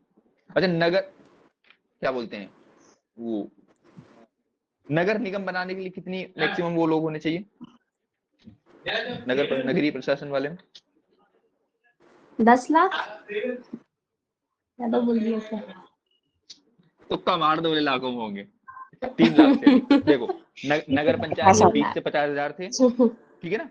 नगर पालिका में 50,000 से 3 लाख थे, और 3 लाख से अधिक के लिए नगर निगम, मतलब जिसके हिमांशु के यहाँ पे 3 लाख से अधिक लोग नहीं है अभी बैतूल में, ठीक है ना। जब अभी अभी जनसंख्या पढ़ेंगे ना तो याद कर लेंगे भाई, इंदौर अकेले में पता है 25 लाख लोग रहते हैं लगभग अभी। चलो अब सेंसस पढ़ते हैं। पॉलिटी पढ़ लेना भैया, बहुत इजी क्वेश्चन आएगा, वैसे इतना डीप में नहीं आएगा ना, वो यही पूछेगा तुमसे कि उसकी न्यूनतम आयु क्या होती है राज्यपाल बनने के लिए। चलो आओ, जनसंख्या देखो, पिछली बार इस इतने से 1 2 3 4 पन्नों में से 3 क्वेश्चन आए थे, समझ रहे हो। मतलब इसको तुम्हें टिप ऑफ टंग रट लेना है, गारंटी लिख के ले लो, कम से कम 3 या 2 क्वेश्चन यहाँ से आएंगे। पिछली बार यहाँ से 3 क्वेश्चन आए सिर्फ इन 4 पन्नों से, और इतने इजी इजी क्वेश्चन। सबसे छोटा 2011 की जनगणना के अनुसार सबसे छोटा जिला कौन सा था, सबसे ये क्या, ऐसे 3 क्वेश्चन आए हैं इसमें से, ठीक है ना। तो देख लो 5 पन्ने अपने को पढ़ने हैं, 4 पन्ने, और इसमें से 3 क्वेश्चन बन रहे, तो गलत है क्या? अच्छा है, पढ़ लेते हैं चलो। मध्य प्रदेश की जनसंख्या, अच्छा हुआ 2021 वाली नहीं आई भैया, वरना अपने को नहीं याद करनी होती है ना। तो देखो दो चीज याद रखना है, अपने से क्या पूछ रहा है, मध्य प्रदेश की जनसंख्या 2011 के अनुसार पूछ रहा है या नॉर्मल पूछ रहा है, क्योंकि नॉर्मल अब बदल गया है, क्योंकि 15 साल हो गए ना भाई, 15 साल में अपने नए जिले बन गए, अपन 50 से 55 जिले हो गए, 5 जिले नए बन गए, सबका क्षेत्रफल कम ज्यादा हो गया, जनसंख्या कम ज्यादा हो गई होगी। लेकिन पिछले साल का पेपर जब देखोगे तुम लोग, उसमें भी लिखा है 2011 की जनसंख्या के अनुसार सबसे छोटा जिला कौन था जनसंख्या के आधार पर, है ना। सबको पता है हरदा था उसमें लगाया। अबे साले निवाड़ी जनसंख्या के आधार पर बोल रहा हूँ तो निवाड़ी बोल रहा है अभी। जनसंख्या 2011 जनगणना 2011 के अनुसार बोलना है। चलो ऑप्शन पढ़ के देना है, वो ऑप्शन में लिख के देते हैं सारे पेपर, अब उधर भी लगाएंगे ना अपन, तो ऑप्शन में यही देता है, मतलब क्वेश्चन में यही देता है कि जनसंख्या 2011 के अनुसार। तो जनसंख्या के लिए थोड़ा पृष्ठभूमि देख लेते हैं। तो प्राचीन काल में सबसे पहले चाणक्य द्वारा लिखित अर्थशास्त्र पुस्तक में जनसंख्या उल्लेखित है। भारत में आधुनिक प्रणाली के रूप में पहली बार जनगणना लॉर्ड मेरो के शासनकाल में 1972 में की गई। नहीं ये लिप्पन याद रखना है। भारत में विधिवत रूप से जनगणना कार्य लॉर्ड रिपन ने करवाया था, कब? 1981 में। तो ऐसे याद रखना 1981 में पहली बार जनगणना अच्छे से हुई है, और इन्होंने डिसाइड किया कि हर प्रति 10 वर्ष में जनगणना की जानी चाहिए। विश्व जनसंख्या दिवस कब मनाया जाता है? तो 11 जुलाई को मनाया जाता है भैया। अरे 11 जुलाई से ज्यादा हिमांशु, कल मैंने तुझे गलत बता दिया था भाई। विश्व पंचायत दिवस जो होता है ना, मतलब भारतीय पंचायत दिवस जो होता है, वो 14 अप्रैल नहीं 24 अप्रैल है। तो इसी था, मुझे शायद गलती से कल वाली क्लास में 14 बोल दिया था एक बार, री सुन रहा था तो, ठीक है। कल फिर क्लास कब हुआ? अरे परसों जो लास्ट जब भी पढ़ी थी परसों। 11 जुलाई को प्रतिवर्ष विश्व जनसंख्या दिवस मनाया जाता है, ठीक है ना। 11 जुलाई को क्या मनाया जाता है? विश्व जनसंख्या दिवस मनाया जाता है। मध्य प्रदेश के अस्तित्व 1956 के बाद 2011 की जनगणना प्रदेश की छठी जनगणना थी। जरा बताना है हिमांशु, जो अपना पंचायत के चुनाव मध्य प्रदेश में कितनी बार हुए हैं अभी तक? 5 बार, 6 बार, 4 बार, 3 बार, 2 बार? 5 बार। 6 बार हुए हैं। तुक्का तो सही से मारो है, 6 बार हुए ना। देखो ये छठी जनगणना भी 2011 थी, और 6 बार क्या हुए अपने यहाँ चुनाव भी हुए हैं। जोड़ लिया कर, अगर भूल जाए ना चुनाव कब 1994 में आए, उसको 5 सब जोड़ लेना, 5 से डिवाइड कर देना, 30 साल हुए हैं तो 6 बार, ठीक है। नो दिमाग मत लगाना ज्यादा। अरे 1994 से चुनाव होना चालू हुए ना अपना। हाँ ओके ठीक है चलो। तो मध्य प्रदेश के अस्तित्व के बाद छठी जनगणना है ना, तो दो ऐसा पूछेगा 2011 की जो जनगणना हुई थी पूरे भारत में, ये कौन सी मध्य प्रदेश की, कौन? पूरे भारत की तो 7वीं थी, आजाद भारत की 7वीं थी। क्यों? क्योंकि 1951 में भी एक हुई थी, 1991 तो मध्य प्रदेश बना नहीं था अपना ये नया वाला, इसलिए भारत की 7वीं थी, मध्य प्रदेश की 6ठी थी। अपने को मध्य प्रदेश की बस याद रखना है। मध्य प्रदेश की पहली जनगणना 1961 में की गई थी ना। भारत की पहली जनगणना आजाद भारत की पहली जनगणना स्वतंत्र भारत की 1951 में की गई थी, लेकिन मध्य प्रदेश की 1961 में की गई है ना। मध्य प्रदेश की जनगणना 6 बार की गई है, 61 में, 71 में, 81 में, 91 में, 2001 में, 2011 में, 2021 में होनी थी, लेकिन क्या गया था, कोविड, मेरा भाई आ गया था। चलो, मध्य प्रदेश की आबादी धर्म के अनुसार, धर्म में बांटना ही नहीं, बिल्कुल नहीं पढ़ना, अपने को कुल बस याद रखना है। कुल कितनी है भैया अपनी, रट लेना है भैया, 7, 26, 26, 809, 7, 26, 26, 809। सबको पता अपन कितने हैं भैया, 7, 7.5 करोड़ या 7.25 करोड़ लोग हैं। 7, 26, 26, 809, 7 2-4 बार बोलोगे तो याद हो जाएगा। 7, 26, 26, 809, 7, 26, 26, 809, 7, 26, 26, 809, 7, 26, 26, 809। चलिए हिमांशु जरा बता देना, मैंने इसी क्षेत्रफल तुझे रटवाया था, मध्य प्रदेश का क्षेत्रफल कितना है? 308,252 ऐसे सात करके याद करवाया था मैंने। 308,252 वर्ग किलोमीटर, है ना। पूरे इंडिया का लगभग 9.38% था, अपन ने देखा था स्टार्टिंग में, है ना। मध्य प्रदेश की जनसंख्या कितनी? 7, 26, 26, 809, 7, 26, 26, 809, ठीक है। 2021 में अनुमानित है, अरे अनुमानित भाई लिखा जब तक नहीं है कुछ याद नहीं रखना है, ठीक है ना। फिर मोटा मोटा याद कर लेते हैं। मध्य प्रदेश में लगभग 90% हिंदू रहते हैं, 6 या 7% मुसलमान रहते हैं, बाकी अन्य धर्म के लोग रहते हैं, ठीक है ना। 7, 26, 26, 809 क्या है, जनसंख्या। अब देख, एक क्या होता है महाविभाजक वर्ष होता है, ग्रेट डिवाइड ईयर, और एक माइक्रो डिवाइड ईयर। क्या होता है, भारत के हैं इसलिए ज्यादा इंपॉर्टेंट नहीं है। भारत में 1921 के दशक में जन्म वृद्धि दर न्यूनतम रही थी, क्यों? क्योंकि फर्स्ट वर्ल्ड वॉर का टाइम हुआ था ना, बहुत लोग मर गए थे, अपने इंडिया के बहुत लोग मरे थे इसमें। यह वर्ष महाविभाजक वर्ष कहलाता है। लघु विभाजक वर्ष क्या, 1951 में जन्म दर अधिकतम रहा था, इसलिए इसको लघु विभाजक वर्ष कहा गया है ना। तो महाविभाजक कब, 1921 वाला वर्ष, और 1951 वाला क्या, लघु विभाजक वर्ष कहा जाता है ना। एक में बहुत कम अपनी जन्म दर हो गई थी और एक में बहुत ज्यादा हो गई थी। फिर 10 लाख आबादी वाले मध्य प्रदेश के 4 शहर, चारों महानगर याद रखना। चारों महानगर क्यों बोला जाता है इनको, क्योंकि 10 लाख से ज्यादा लोग रहते हैं भैया यहाँ पे, ठीक है ना। कौन कौन से, इंदौर, भोपाल, जबलपुर, ग्वालियर। सिटी की बात हो रही है बस ना, जिले मतलब समझ लेना कि भोपाल जिले की, ये सिटी की बस बात हो रही है। पहना जा भाई, इंदौर सिटी, ऐसा कैसे हो गया, ठीक है, ये इंदौर सिटी की बात हो रही है पूरी, है ना, भोपाल सिटी की बात हो रही है। अगर आगे अपन पूरे जिले में देखेंगे तो बदल जाएगा, हालांकि सबसे ज्यादा वो क्या बोलते हैं, जिले में भी इंदौर में बहुत लोग हो गए जनसंख्या अकॉर्डिंग। भोपाल हो गया, जबलपुर हो गया, ग्वालियर हो गया, चारों क्या महानगर में सबसे ज्यादा आबादी। पूछा जाए इंदौर शहर में कितने लोग निवास करते हैं 2011 की जनगणना के अनुसार, तो 21 लाख लोग। अभी तो ये लगभग 35 लाख हो गए, पता है इंदौर सिटी में इतना ज्यादा पलायन हो रहा है। कम से कम देखना 2031 की जो जनगणना हो गई ना, तब तक तो 40 लाख इंदौर में, क्योंकि बहुत पलायन कर रहे हैं भाई लोग इंदौर में। चलो, अब आते हैं तुलनात्मक जनसंख्या, ये टिप ऑफ टंग रटी होनी चाहिए। एमटीआर जो पढ़ते हैं ना, मुझे तो रट लो, एमटीआर है, मुझे तो रटो वाली है ना, एक एक चीज अपने को याद होनी चाहिए। मध्य प्रदेश की जनसंख्या कितनी है, 7, 26, 26, 809 अपने को याद है। मध्य प्रदेश का जनसंख्या घनत्व वेरी वेरी इंपॉर्टेंट है भैया। जनसंख्या घनत्व कितना है मध्य प्रदेश का, तो 236 व्यक्ति प्रति वर्ग किलोमीटर। पता है ना भैया, कितने 1000 वर्ग किलोमीटर एरिया में कितने लोग निवास कर रहे हैं, उसको जनसंख्या घनत्व बोला जाता है। तो 1000 वर्ग किलोमीटर में अपने कितने लोग रहते हैं, 236 लोग रहते हैं पूरे मध्य प्रदेश में। पूरे इंडिया में कितने रहते हैं, तो 382 व्यक्ति प्रति वर्ग किलोमीटर। इंडिया की याद नहीं रखोगे तो भी चल जाएगा, अपने को बस एमपी की याद रखना है। 236, मध्य प्रदेश की जनसंख्या घनत्व कितनी है, 236 व्यक्ति प्रति वर्ग किलोमीटर। मतलब मध्य प्रदेश थोड़ा छोड़ा है, बाकी इंडिया पूरा डेंस है। चल, जनसंख्या की वृद्धि दर वेरी वेरी इंपॉर्टेंट। जनसंख्या वृद्धि दर कितनी है, जनसंख्या वृद्धि दर कैसे निकालते पता है ना तुम लोग को, 2001 वाली जोड़ते हैं, 2001 वाली और 2000 क्या बोलते हैं, 2001 की जनसंख्या, 2011 की जनसंख्या, इन दोनों के बीच में डिफरेंस निकालते हैं। जितना डिफरेंस उस जनसंख्या की जितना प्रतिशत हुआ, उतने प्रतिशत की वृद्धि बोलते हैं ना। तो 20.35, वेरी वेरी इंपॉर्टेंट, इसको भी एमटीआर करो भैया। मध्य प्रदेश की जनसंख्या की वृद्धि दर कितनी है, 20.35%। फिर से याद करते हैं, मध्य प्रदेश की जनसंख्या कितनी है, 7, 26, 26, 809। मध्य प्रदेश का जनसंख्या घनत्व कितना है, 236 व्यक्ति प्रति वर्ग किलोमीटर। मध्य प्रदेश की जनसंख्या वृद्धि दर कितनी है, तो लगभग 20.35%। बोलो भैरू जी महाराज की जय। ठीक है, याद करने अपने को सारे के सारे, बार बार बोलेंगे तो याद होगा ना, बार बार बोलने से याद होगा। रटने वाला चीज, जनसंख्या वाला पूरा क्या है, रटने वाला चीज। अगर तुम रटोगे नहीं तो बनेगा नहीं, है ना, कोई लॉजिक नहीं है इसमें कितना क्या होता है। लिंगानुपात प्रति पुरुष पे प्रति 1000 पुरुष पे कितनी महिला मध्य प्रदेश में उपलब्ध है अपने पास? तो 931 है। मतलब ऑब्वियसली 69 लोग कुंवारे घूमेंगे, अपने यहाँ घूमते भी बहुत सारे ना, लड़कियां कम है। लिंगानुपात कितना है? 931 प्रति 1000 लोगों पे 9 प्रति 9000 लोगों पे कितनी 1000 लोगों पे 931 लड़कियां हैं, ठीक है ना। पूरे इंडिया में 943 है ना, मगर मध्य प्रदेश में स्थिति थोड़ी लचर है, राजस्थान मध्य प्रदेश में कम है। साक्षरता दर लिख लो भैया, देखो 3 पेपर आउट करवा दे। MPPSC 2022 में क्वेश्चन आया था, MPPSC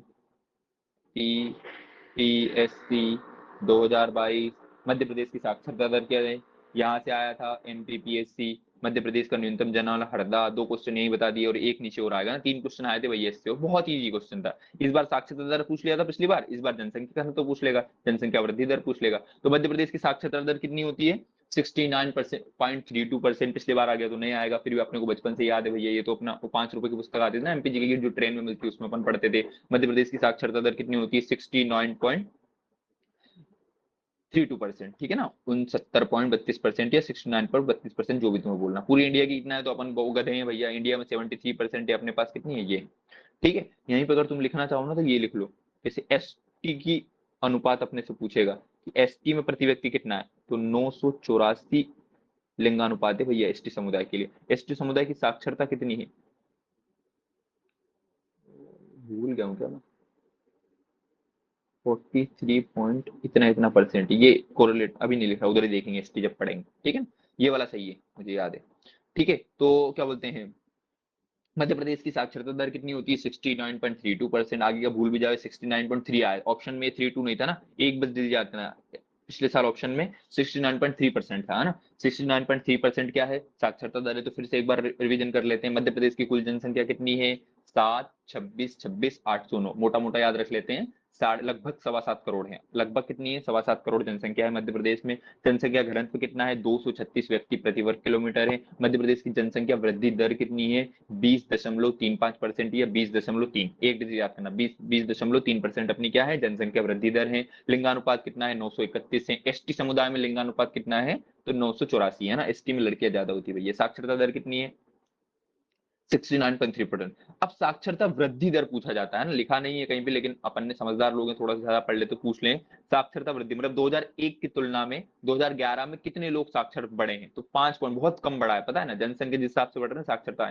MP राजस्थान के लोग पढ़ने लिखने में ज्यादा ध्यान नहीं देते भैया ना, अपनी साक्षरता बहुत बहुत पुअर है। 5.6% जो होती है वो साक्षरता वृद्धि दर है अपनी, है ना। बहुत कम लेवल से अपन बढ़ रहे हैं शिक्षा की ओर, अपन पता नहीं कहाँ किस ओर बढ़ रहे हैं, ठीक है। साक्षरता दर देख लिया अपन ने, है ना। अब आ जाते हैं मध्य प्रदेश के वाले, है ना। तो ये तो टेबल अपने को रटा ही होना चाहिए भैया, बहुत होच पोच हो गया, मिटा देते हैं इसको, सुंदर बना देते हैं।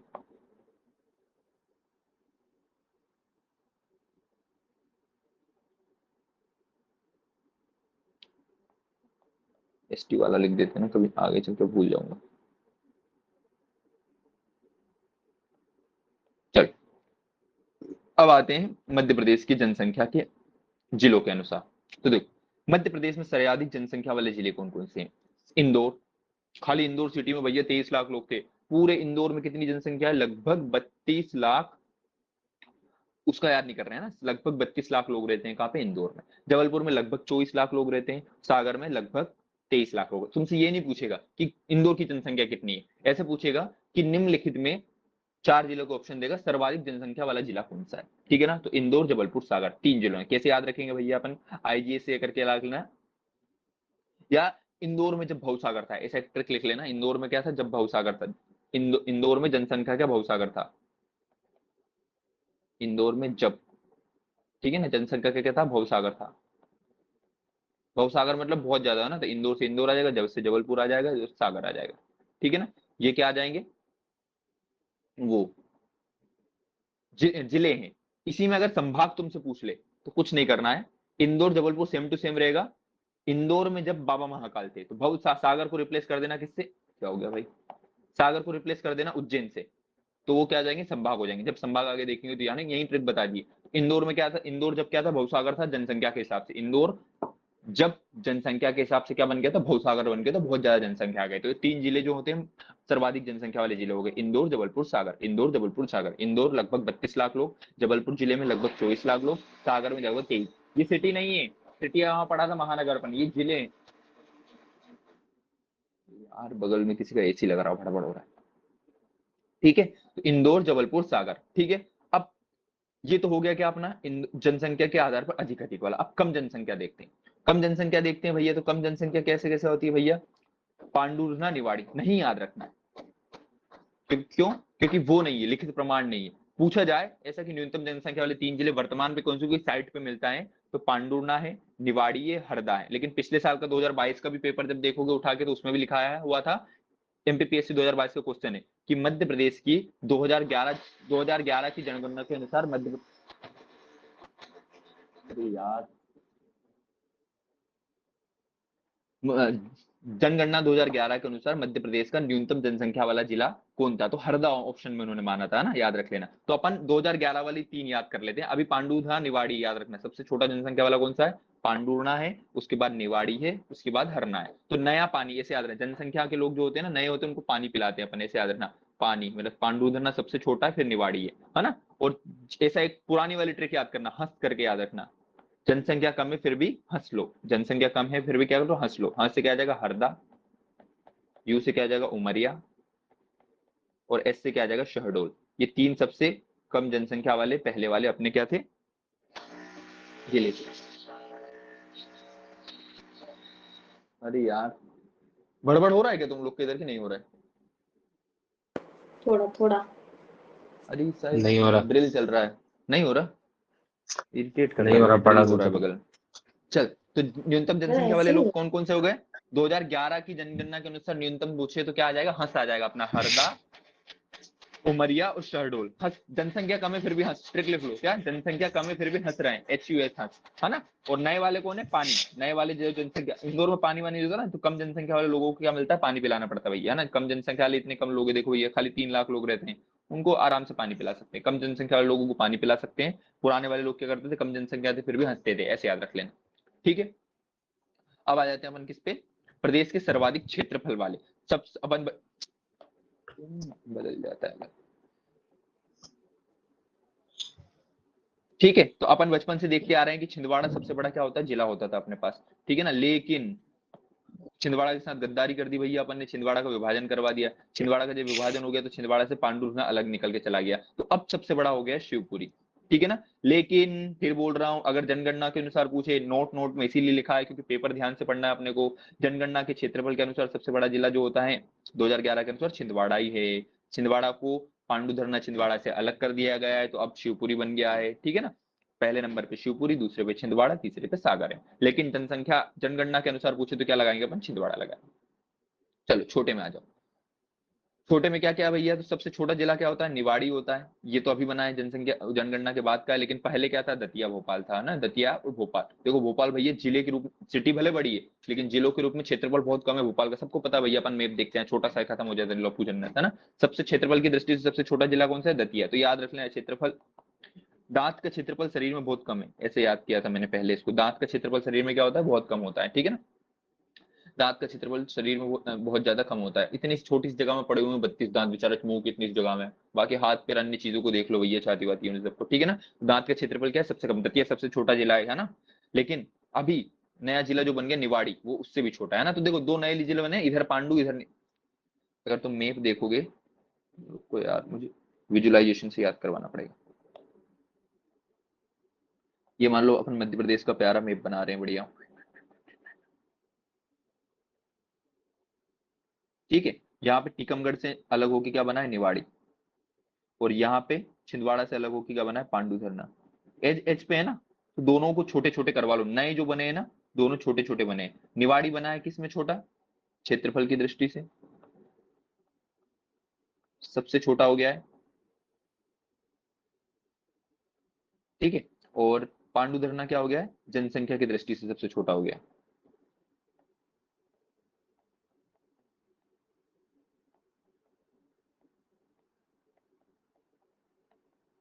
ठीक है। तो जो दोनों है कॉर्नर पे जो दोनों नए बने हैं, निवाड़ी ऊपर और इधर पानी पानी करके, वहां भी देखा था। पांडु धरना जो होता है वो जनसंख्या के अनुसार सबसे छोटा है, निवाड़ी क्षेत्रफल के अनुसार सबसे छोटा है, ठीक है। चलो,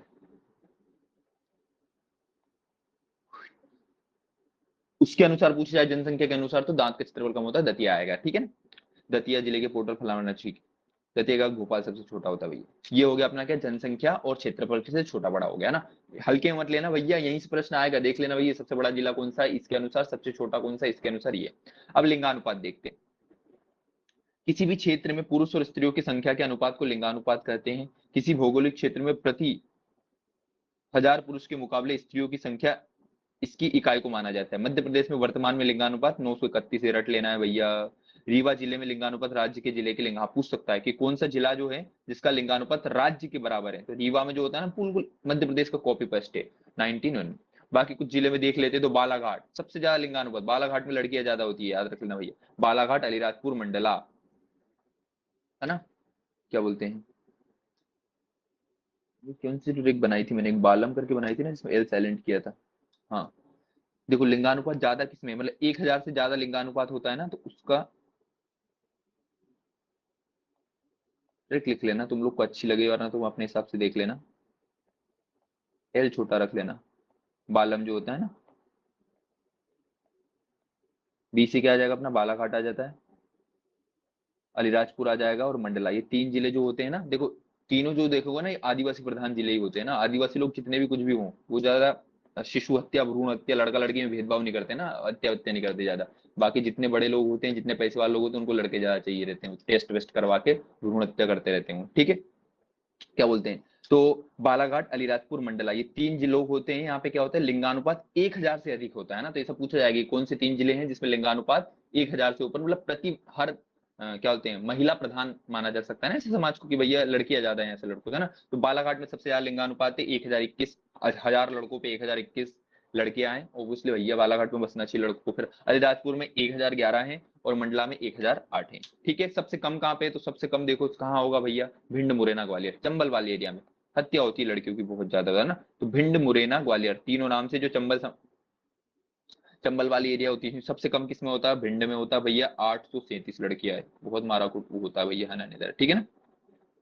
देखो तुम लोगों ने ये सुना होगा ना, चंबल और मुरैना ये वाला एरिया होता है, इसमें वो वाली कम्युनिटी बड़ी रहती है ना, इसमें ठाकुर समुदाय बहुत ज्यादा रहता है। तुम लोगों ने देखा होगा इधर हत्या वत्या और जमीनी विवाद बहुत ज्यादा चलते होंगे, ठीक है ना।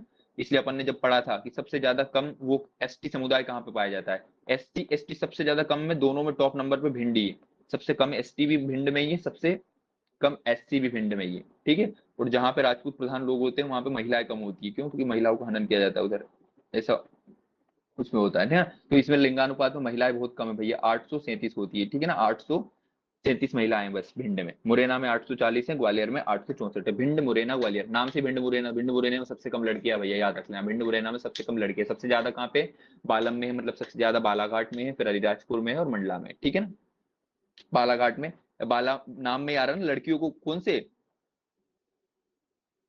बाला प्रोड़ा बाला उसमें पढ़ते हैं ना अपन, मतलब बाला लड़कियों के लिए यूज करते हैं, तो जिस नाम में बाला आ रहा है तो उसमें सबसे ज्यादा लड़कियां रहेगी, सही ना। चलो ये अपना क्या हो गया, लिंगानुपात हो गया। अब शिशु लिंगानुपात देखते हैं। शिशु लिंगानुपात मतलब शिशु लिंगानुपात में 0 से 6 वर्ष की आयु के समूह वाले बच्चों का समूह को शामिल किया गया है। पता नहीं ये क्यों पढ़ते हैं बच्चों को। प्रत्येक 1000 बालकों पर बालिकाओं की संख्या शिशु अनुपात कहलाती है। वर्तमान में मध्य प्रदेश का शिशु लिंगानुपात 918 है, ठीक है, 918 शिशु लिंगानुपात है भैया अपना है, ठीक है ना। फिर वर्तमान में मध्य प्रदेश में शिशु लिंगानुपात 918 है। तो देखो अभी अपना वो वाला लिंगानुपात कितना, 931 है, ठीक है ना। तो अपने को ग्रो करना चाहिए, इसको कायदे से क्या करना चाहिए, ग्रो करना चाहिए, लेकिन फिर भी डिक्रीज हो रहा है। क्या हो रहा है भैया, डिक्रीज हो रहा है, मतलब कुछ ना कुछ दिक्कत है ना। इसमें डॉक्टर को भी बड़ा होता है, गायनेकोलॉजिस्ट को बड़ा होता है ना, उनको पता चल जाता है भाई, सोनोग्राफी वालों को भ्रूण क्या है वो बता देते हैं, पैसे वाले लोग कुछ भी कर सकते हैं, ठीक है ना। वैसे अपने यहाँ नहीं चलता, राजस्थान में ज्यादा चलता है, लेकिन फिर भी घट रहा है, मतलब कोई ना कोई दिक्कत तो है ना अपने पास, है ना। तो मध्य प्रदेश में वर्तमान का शिशु लिंगानुपात कितना है, 918 है। नॉर्मल कितना है अपना, 931 है, जो धीरे धीरे क्या हो रहा है, कम हो रहा है भैया अपना। फिर सर्वाधिक लिंगानुपात कहाँ पे है, तो वही अलीराजपुर ने बालाघाट उनको रिप्लेस कर दिया भैया ना, तो उल्टा कर देना सीक्वेंस जो।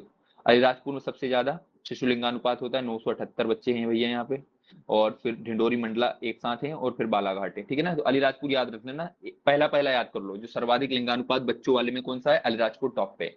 लोएस्ट कौन है भैया, तो भिंड, मुरैना, भिंड बोलते हैं, तूने वहां रख लिया बड़े वाले में, मुरैना बोलता है मैं बच्चों वाला रख लेता हूँ, तो बच्चों वाले में कौन सा है, मुरैना है। यहाँ पे कितने 800 29 ही भैया, भिंड मुरैना है ना। भिंड मुरैना याद रखना, एक एक दोनों ने बांट लिए। भिंड वाला क्या, न्यूनतम लिंगानुपात वाला ये रख लिया। मुरैना वाला बोलते हैं जब वो तूने रख लिया तो बच्चों वाला मैं रख लेता हूँ। तो मुरैना में क्या होता है, सबसे न्यूनतम शिशु लिंगानुपात है।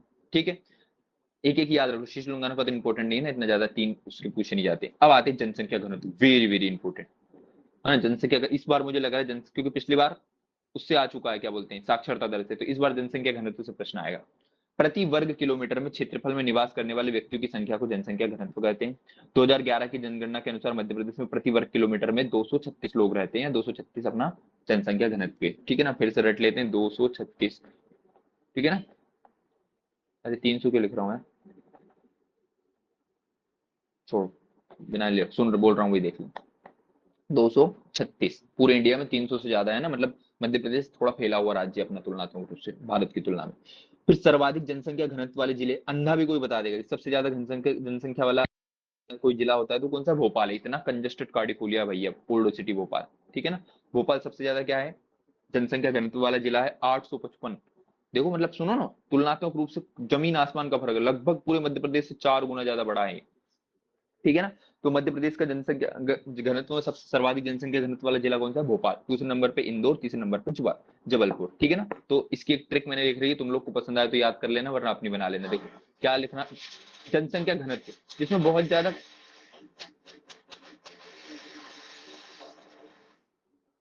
जनसंख्या घनत्व, तो जहां पे जनसंख्या डेंसिटी बहुत ज्यादा होंगे, मतलब इतने इतने लोग हो रहे हैं आसपास, बहुत ज्यादा लोग हो गए, तो ऑब्वियसली ज्यादा लोग क्यों होंगे, क्योंकि वहां पे ज्यादा कुछ ना कुछ, तो सब लोग बिजी रहते हैं वहां पे।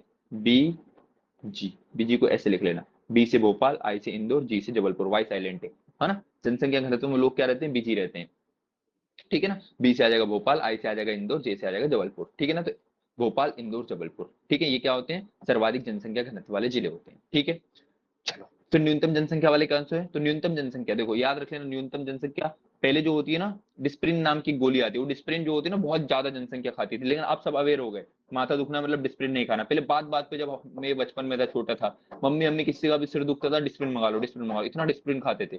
अब डिस्प्रिन खाने वाले की जनसंख्या ऐसे करना, जनसंख्या ना तो कम हो गया है, तो डिस्परीन ऐसे करके लिख लेना थोड़ा सा, डिस्परीन ना, तो डी से आ जाएगा ढिंडोरी, से आ जाएगा श्योपुर, प से आ जाएगा पन्ना, है ना, डिस्परीन ऐसे लिखा हुआ मैंने, मेरी इंग्लिश कमजोर है ना, तो मैं डिस्परीन ऐसे लिखता हूँ, डिस्परीन। ठीक है ना, तो डिस्परीन जो हो गया है, डिस्परीन जो हो गया है वो क्या है, न्यूनतम जनसंख्या वाला, ढिंडोरी, श्योपुर, पन्ना। घनत्व कितना है वो याद नहीं रहना, मतलब सबसे फैला वाला ढिंडोरी है भैया, उसमें 1000 वर्ग किलोमीटर में खाली 94 लोग रहते हैं। सोचो कितना फैला होगा भैया, यहाँ पे खेती किसानी भी ज्यादा होती होगी, हालांकि सब ग्वालियर में। चलो इतना सारा हो गया, सब तुम लोग का उड़ गया होगा। तुम लोग आंखें बंद करना, मैं पूछता जा रहा हूँ, बार बार बोलेंगे तो याद हो जाएगा। ठीक है ना, आंखें बंद करके जवाब चाहो तो माइक खोल के दे भी सकते हो, अपने मन में भी दे सकते हो।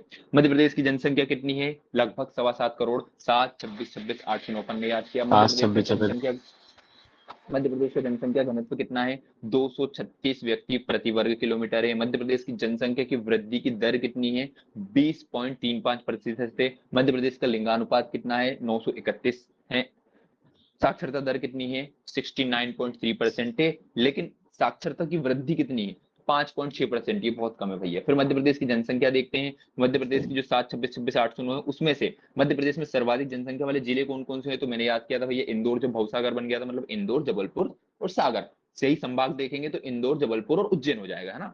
फिर इंदौर, जबलपुर, सागर सबसे ज्यादा वाले हैं। सबसे कम जनसंख्या वाले क्या है, तो नए में सबसे जनसंख्या वाला पानी है, पांडुधरना, निवाड़ी है। लेकिन अगर पुराना अपन जनसंख्या 2011 जनगणना 2011 के अनुसार देखें तो उसमें क्या है, जनसंख्या कम भी थी, फिर भी क्या कर रहे थे, हंस रहे थे, मतलब SUS अपन ने पढ़ा था, हरदा, उमरिया, शहडोल, ये तीन क्या थे जनगणना 2011 के अनुसार। जनगणना 2011 के अनुसार सबसे छोटे जिले थे अपने। ठीक है ना, फिर क्षेत्रफल की दृष्टि देखते हैं, तो क्षेत्रफल की दृष्टि से अभी सबसे बड़ा कौन है अपने पास, शिवपुरी है। लेकिन 2011 के अनुसार कौन सा था अपने पास, छिंदवाड़ा था अपने पास। ठीक है ना, तीसरे नंबर पे सागर, अभी भी सागर बना ही हुआ है तीसरे नंबर पे। ठीक है ना, तो क्या बोलते हैं, जनसंख्या और क्षेत्रफल दोनों के अनुसार सागर जो होता है ना, स्वाति पटेल का तीसरे नंबर पे आता है भैया ना। ठीक है, जैसे हिमांशु ऐसा बोलता था, पता है स्वाति तुम्हें, तुम अंकिता और जानवी और स्वाति तीनों आते साथ में क्या रहते थे ना, तो ये हिमांशु तुम्हें थर्ड प्रायोरिटी पे रखता था। थर्ड सागर वाले लोग प्रायोरिटी? हमेशा क्या है, जनसंख्या में और इसमें थर्ड नंबर पे आते हैं। ठीक है ना, सागर ठीक है, जनसंख्या के ओके। क्षेत्र से भी, जनसंख्या की दृष्टि से भी थर्ड है और क्षेत्रफल की दृष्टि से भी थर्ड है। ठीक है, फिर अपन आ जाते हैं किसमें, जनसंख्या क्षेत्रफल से सबसे कम वाले जिले। तो नया तो निवाड़ी बन गया है, लेकिन पुराना क्या है, दांत से याद किया तो दांत का क्षेत्रफल बहुत कम होता है, तो दतिया भोपाल सबसे छोटे वाले होते हैं। ठीक है, अभी कौन बन गया, निवाड़ी। फिर नए वाले में मैंने उल्टा भी याद करवा दिया कि पांडुधरना और निवाड़ी दोनों एक जनसंख्या में कम आ गया है पांडुधरना, और एक क्षेत्रफल में कम आ गया है निवाड़ी। हालांकि ये पूछेगा नहीं अपने से, सेंसस 2011 के अकॉर्डिंग पूछेगा। फिर लिंगानुपात देखते हैं, तो किसी लिंगानुपात में कितना मध्य प्रदेश में कितना है, 931 है भैया।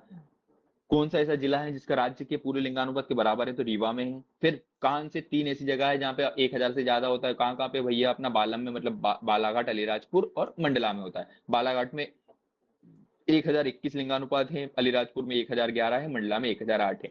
न्यूनतम लिंगानुपात भिंड मुरैना में लोग बहुत हत्या करते हैं भैया बच्चियों की, तो भिंड में सबसे कम है 837। फिर मुरैना में, फिर ग्वालियर में।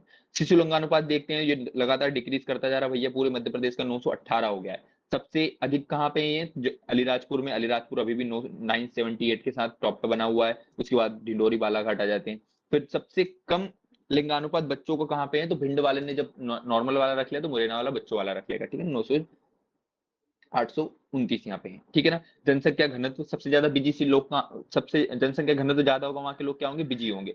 BIJ, बी से भोपाल, ई से इंदौर, जे से जबलपुर। फिर जनसंख्या घनत्व जहां सबसे कम होगा वो क्या करेंगे, डिस्परिन कम जनसंख्या घनत्व वाले लोग खाते हैं, डिस्परिन। तो डी से आ जाएगा ढिंडोरी, श से आ जाएगा श्योपुर, प से आ जाएगा पन्ना। ठीक है ना, ये अपना क्या हो गया, न्यूनतम जनसंख्या घनत्व वाले जिले। चलो अब आते हैं जनसंख्या की वृद्धि कैसे हो रही है। तो किसी भी भौगोलिक क्षेत्र में जनसंख्या के आकार में एक निश्चित समय में होने वाली बढ़ोतरी को जनसंख्या वृद्धि कहते हैं। जनसंख्या वृद्धि मध्य प्रदेश की कितनी, हिमांशु जरा बताना। 20.35%। ये क्या है, मध्य प्रदेश की जनसंख्या वृद्धि है। अब अलग अलग जिलों को भी है, तो कौन कौन से जिले की जो है जनसंख्या वृद्धि बहुत ज्यादा हो रही है, तो किसी भी भौगोलिक क्षेत्र की जनसंख्या के आधार पर एक निश्चित समय में होने वाली बढ़ोतरी को जनसंख्या वृद्धि कहते हैं। सबसे ज्यादा जनसंख्या वृद्धि कहीं हो रही है तो इंदौर में हो रही है भैया, धमाधम धमाधम कैलेंडर छाप रहे हैं। इसका मतलब ये नहीं कि इंदौर में कैलेंडर लोग ज्यादा छाप रहे हैं, नहीं, पलायन करके बहुत आ रहे हैं, इधर उधर से लोग इंदौर में पलायन बहुत कर रहे हैं। इसलिए देखना, जहां मध्य प्रदेश की 20% से बढ़ रही है, इंदौर की 32% से बढ़ रही है। ठीक है ना, झाबुआ की 30% से बढ़ रही है, और भोपाल की 28% से बढ़ रही है। ठीक है ना। तो कैसे याद करेंगे भैया, अपनी देखो, ये MPPSC 2025 जो फाइनल वाली हुई थी ना, उसमें पूछा गया था कि मध्य प्रदेश में सर्वाधिक जनसंख्या वृद्धि वाला जिला कौन सा है, तो इंदौर है भैया ना। आगे परसेंटेज भूल भी जाओ कितना क्या होता है, लेकिन यही पूछेगा कि सर्वाधिक जनसंख्या वृद्धि वाला मध्य प्रदेश में जिला कौन सा है, तो इंदौर है भैया। जनसंख्या भी ज्यादा इंदौर में है और जनसंख्या वृद्धि भी ज्यादा इंदौर में, सबको पता भैया। सब पूरे मध्य प्रदेश में आओ तो मुझे कोई चॉइस थे कि तुम्हें कहाँ रहना है, हालांकि मुझे नहीं रहना है, लेकिन 80% लोगों को अगर पूछोगे तो इंदौर में रहना पसंद करेंगे। क्यों, क्योंकि स्मार्ट सिटी भैया, सबको मॉडर्नाइजेशन पसंद आ रहा है आज के जमाने में। ठीक है, तो ऐसे याद ना, किसकी जनसंख्या बढ़ेगी, तो देखना इंदौर वाली बुआ जब भोपाल आ जाएगी ना, तो जनसंख्या बढ़ने लगेगी। क्यों, क्योंकि भोपाल के लोग बड़े रोमांटिक होते हैं ना भाई, याद रखना, इधर मोमेडियन लोग होते हैं, धमाधम कैलेंडर। तो इंदौर वाली बुआ कहाँ आ गई, भोपाल आ गई, तो जनसंख्या धमाधम वृद्धि से बढ़ेगी। इंदौर वाली बुआ कहाँ आ गई, भोपाल आ गई, इंदौर वाली बुआ भोपाल आ गई, तो जनसंख्या धमाधम बढ़ेगी। इंदौर से इंदौर, बुआ से झाबुआ, और भोपाल से भोपाल आ जाएगा ना। तो 3 जो जिले हैं जनसंख्या वृद्धि से टॉप पे हैं, इंदौर वाली बुआ, इंदौर वाली बुआ कहाँ गई, भोपाल आ गई, इंदौर वाली बुआ कहाँ गई, भोपाल आ गई। तो इंदौर से इंदौर जिसकी लगभग 32.88% है, झाबुआ जिसकी 30% है, और भोपाल जिसकी 28% है। ठीक है, न्यूनतम वाले किसमें, ABC करके याद रखना भैया, अनूपपुर, बैतूल, छिंदवाड़ा, ये सबसे न्यूनतम जनसंख्या वृद्धि वाले जिले होते हैं, अनूपपुर, बैतूल और छिंदवाड़ा। ठीक है ना, ABC। ठीक है, अनूपपुर, बैतूल, छिंदवाड़ा याद रखे ना भैया। अनूपपुर जो अमरकंटक होता है ना, क्यों देखो जनसंख्या वृद्धि क्यों नहीं रही, मैं बताता हूँ। यहाँ पे 2 नदियां निकल रही, मैक्सिमम पहाड़ वाले एरिया अनूपपुर है ना, अनूपपुर पहाड़ और क्या बोलते हैं, ST प्रधान जिला होता है अनूपपुर भी। ठीक है ना, यहाँ पे भी वो लगा हुआ है, पैसा एक्ट लागू होता है, अपन ने अभी पढ़ा था है ना, बम करके वो। तो अनूपपुर में जो होता है, अनूपपुर में भी क्या होता है भैया, जनसंख्या की जो वृद्धि है वो बहुत कम हो रही है, लोग पलायन कर रहे हैं यहाँ से ना, कौन रहना पसंद करेगा भाई इस जगह में। तो अनूपपुर जो होता है जनसंख्या वृद्धि के अनुसार सबसे कम जनसंख्या वृद्धि वाला है ना। देखो, जहां मध्य प्रदेश की 20% बढ़ रही है, इसकी 12% ही बढ़ रही है। बैतूल वाली की 12.90, बैतूल में भी लोग कोई रहना पसंद नहीं कर रहे भैया, हिमांशु को ऑप्शन देंगे तो भाग के भोपाल आ जाएगा। ठीक है ना, 13.1% छिंदवाड़ा में। ठीक है ना, तो अनूपपुर, बैतूल, छिंदवाड़ा ABC है ना, याद रखना। जनसंख्या की जो न्यूनतम जनसंख्या वृद्धि वाले जिले कौन से होते हैं, अनूपपुर, बैतूल, छिंदवाड़ा। ठीक है ना, ये हो गया अपना क्या, जनसंख्या वृद्धि। अब आ जाते हैं अपन साक्षरता दर पे। साक्षरता दर देखते हैं, तो 7 वर्ष या उससे अधिक आयु की कुल जनसंख्या में साक्षरों की प्रतिशत जनसंख्या को साक्षरता दर कहते हैं।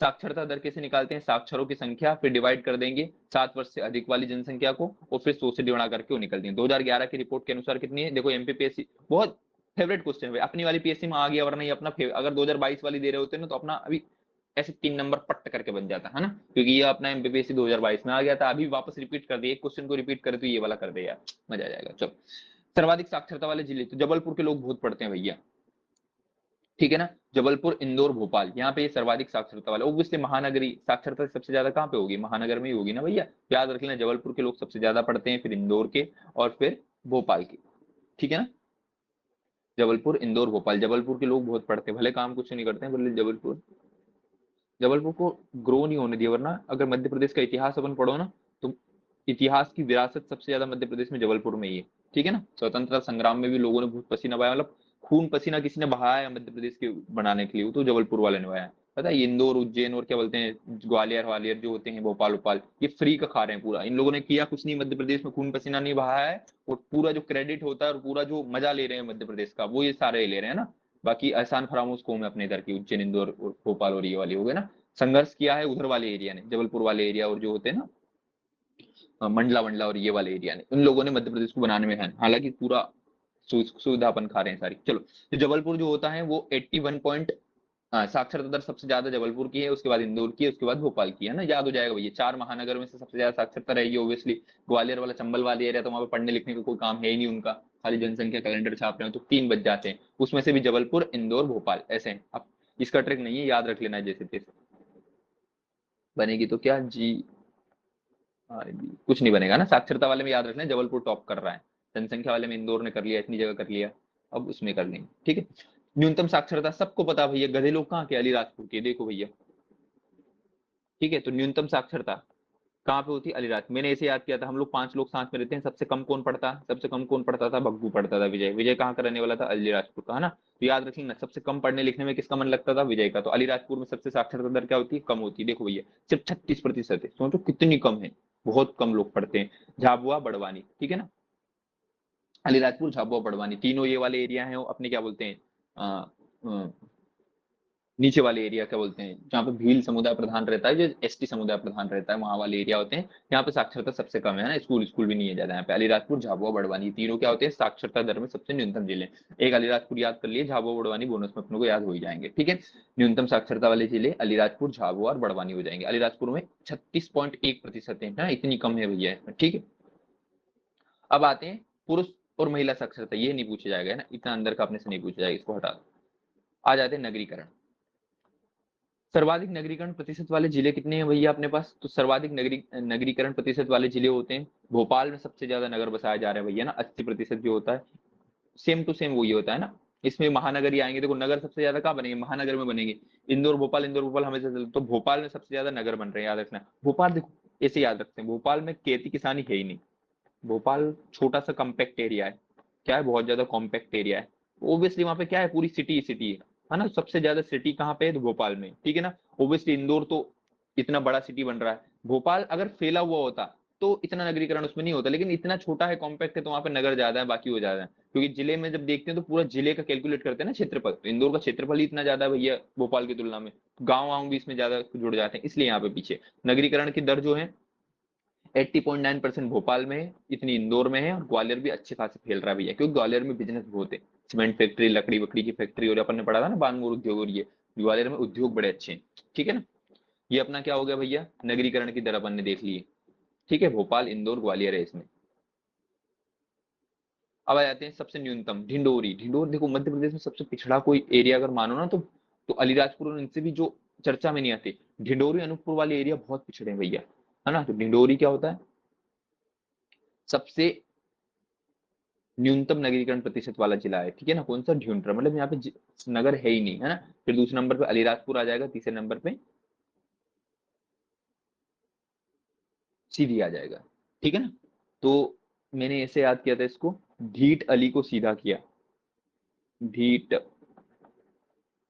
अली को सीधा किया, किसके लिए, नगर जाने, मतलब ऐसे होता है ना, अली जो होता है वो क्या, ऐसे याद रखना, नगर जाने की विश कर रहा था, सिटी जाने की जिद कर रहा था कौन, ढीठ अली, तो ढीठ अली को अपन ने सीधा कर दिया कि सिटी में नहीं जाना है ना, ओब्वियसली सिटी में नहीं जाना तो वहां पे नगरीकरण क्या हो जाएगा, न्यूनतम हो जाएगा ना, सिटी बोल रहे तो ढीठ अली को क्या कर दिया अपन ने, सीधा कर दिया। तो ढीठ से अपना ढिंढोरी आ जाएगा, अली से अलीराजपुर आ जाएगा, सीधा से सीधी आ जाएगा। इन 3 जगहों में न्यूनतम नगरीकरण अपने पास होता, ठीक है ना। ये अपना मध्य प्रदेश की जो सेंसस होता है उसके महत्वपूर्ण महत्वपूर्ण बिंदु अपन ने पढ़ लिए हैं, ठीक है ना। और आते हैं भैया, अब देखो फेवरेट क्वेश्चन, एग्जामिनर का फेवरेट क्वेश्चन यहाँ से आता है। क्यों? क्योंकि मध्य प्रदेश में बहुत ज्यादा मात्रा में एसटी और एसटी समुदाय रहता है, इसलिए मध्य प्रदेश अपना जो एमपीजी के पढ़ रहे हैं उसमें एसटी अपन ने इतना पढ़ा है भैया, इतना पढ़ा है, इतना पढ़ा है, बहुत ज्यादा प्रश्न आता है ना, फेवरेट प्रश्न रहता है। क्योंकि ऐसा माना जाता है कि मध्य प्रदेश की विरासत में उनका बड़ा योगदान होता है भैया, वो होता है। चलो, तो अनुसूचित जाति और जनजाति जनसंख्या के संबंध में कुछ तथ्य देखते हैं। तो संविधान में कहाँ परिभाषित है? तो मैंने बोला था 366 में लिख रखा है कि 341 में जो कुछ भी जातियां दे रखी है वो क्या है, क्या हो जा रहा है बार बार, 366 में जो भी जातियां दे रखी है वो क्या है, एससी के अंतर्गत आती है। तो संविधान में परिभाषित ये 366 25 में, ये 24 में, ये 25 में, ये अनुच्छेद कितने में, 341 में, ये 342 में। जनसंख्या मध्य प्रदेश में जनसंख्या 15.56% रटवाया था मैंने, 21.1% रटवाया था मैंने। सर्वाधिक जनसंख्या वाला इंदौर रटवाया था मैंने। क्या बोलते हैं, एससी वाला इंदौर था और एसटी वाला धार था, ठीक है ना। लेकिन जनसंख्या प्रतिशत में यहाँ क्या आ जा रहा था, यहाँ आ जा रहा था अलीराजपुर और यहाँ आ जा रहा था उज्जैन, ठीक है। न्यूनतम जनसंख्या वाला दोनों, एससी की न्यूनतम संख्या झाबुआ था, मुझे लगा था दोनों भिंड होगा यार, गलत पढ़ लिया था कहाँ पे, यही पढ़ा था क्या झाबुआ, मुझे याद नहीं आ रहा। अच्छा, नहीं, झाबुआ में सब भिंडी इसलिए पड़ा। पढ़ दूंगा, दोनों भिंड पढ़े थे ना अपन ने, हम्म। मुझे जहां तक याद है दोनों, एक बार देखने थे।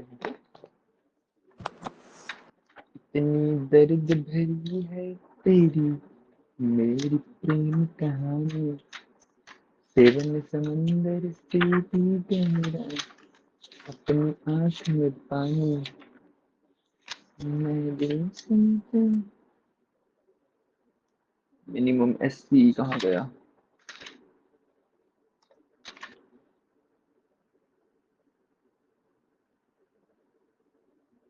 नहीं नहीं, वो प्रतिशत प्रतिशत वाला भिंड दोनों देखा था।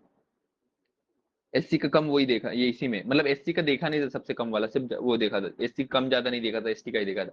वो प्रतिशत प्रतिशत मतलब प्रतिशत की दृष्टि से और उसमें दोनों में भिंड वो था, ठीक है। तो ये एससी वाला दे रखा है ना यहाँ पे। तो एससी की न्यूनतम जनसंख्या कहाँ पे, झाबुआ में, और मैक्सिमम इंदौर में, ठीक है ना। और एसटी की मैक्सिमम धार में है और मिनिमम भिंड में। ये प्रतिशत वाला अगर इधर देखेंगे ना, तो प्रतिशत की दृष्टि से सबसे अधिक एसटी होते हैं अलीराजपुर में और सबसे कम भी होते हैं भिंड में। वो दोनों भिंड ऐसा था, ठीक है ना, वहां पे एसटी से कंफ्यूज नहीं होना, ठीक है। तो धार वाला एसटी का, धार जिले में सबसे ज्यादा क्षेत्रफल, सबसे ज्यादा जनसंख्या जो एसटी की पाई जाती है वो धार में पाई जाती है। लेकिन प्रतिशत के आधार पर देखें तो अलीराजपुर में पाई जाती है। भिंड में सबसे कम एसटी की जनसंख्या पाई जाती है, लेकिन प्रतिशत के आधार पर जनसंख्या देखें तो भी भिंड में ही पाई जाती है, ऐसा था वहां पे, ठीक है। ये एससी का नया याद कर लेना भैया। एससी में इंदौर सबसे ज्यादा, इंदौर जिले में सबसे ज्यादा एससी के लोग पाए जाते हैं और सबसे कम झाबुआ जिले में पाए जाते हैं।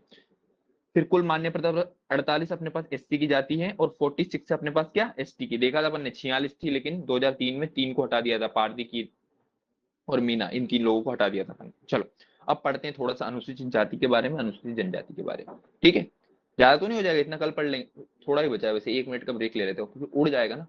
चलो कल रिवीजन कर लेंगे, एक बार तो नहीं उड़ेगा, थोड़ा सा बचा है, पानी पी लिया जाए और खत्म किया जाए।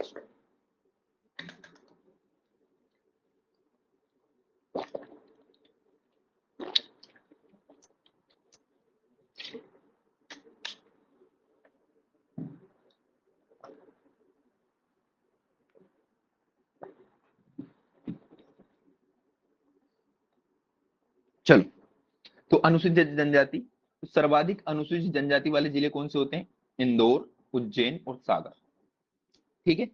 सबसे पहले एससी इंदौर में पाए जाते हैं, लगभग भैया 5 लाख लोग रहते हैं इंदौर में। उज्जैन में लगभग 5 लाख लोग रहते हैं, मतलब 5.25, यहाँ पे 5.5 है। सागर में भी लगभग 5 लाख लोग।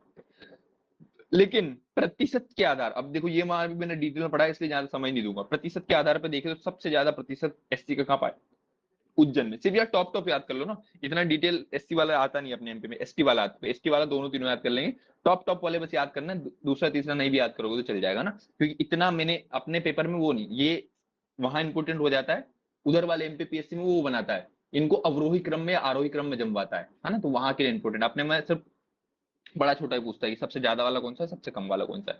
इंदौर सबसे ज्यादा एससी इंदौर में पाए जाते हैं जनसंख्या की दृष्टि से, और क्षेत्र क्या जनसंख्या प्रतिशत की दृष्टि से उज्जैन में सबसे ज्यादा एससी पाए जाते हैं। सबसे कम देख लेते हैं भैया, सबसे कम एससी पाए जाते हैं झाबुआ में, ठीक है, और सबसे प्रतिशत की दृष्टि से सबसे कम पाए जाते हैं झाबुआ में, ठीक है ना। देखो झाबुआ में खाली 17,000 लोग एससी के पाए जाते हैं, लगभग 1% पूरा उनका वो होता है, ठीक है ना। तो झाबुआ, फिर सबसे इससे दूसरे नंबर पर सबसे ज्यादा कम अलीराजपुर में, फिर ढिंडोरी में, है ना। जड़ करके कुछ तो लिखा था मैंने ऐसे करके, ठीक है ना। और इसमें झाबुआ, अलीराजपुर और मंडला, झाबुआ अलीराजपुर कॉमन है, दोनों 1 2 कॉमन है, बाकी नीचे ढिंडोरी पहला बस याद रखना, इतना ज्यादा डिटेल में पढ़ना नहीं, पागल हो जाएंगे वरना अपन, ठीक है। तो ये एससी हो गया। एसटी वाला तीनों पढ़ेंगे भैया। एसटी वाला क्या है भैया अपना, तो देखो एसटी सर्वाधिक अनुसूचित जनजाति जनसंख्या वाले जिले कौन से, तो धार अपन ने पढ़ रखा है, ठीक है ना। धार, बड़वानी और झाबुआ, ठीक है ना। ये 3 जिले क्या होते हैं, जनसंख्या की दृष्टि से सबसे टॉप पे अपने रह गए हैं। प्रतिशत की दृष्टि से अलीराजपुर टॉप पे अपने को रटा हुआ है, फिर दूसरे नंबर पे झाबुआ है, तीसरे पे बड़वानी, ठीक है।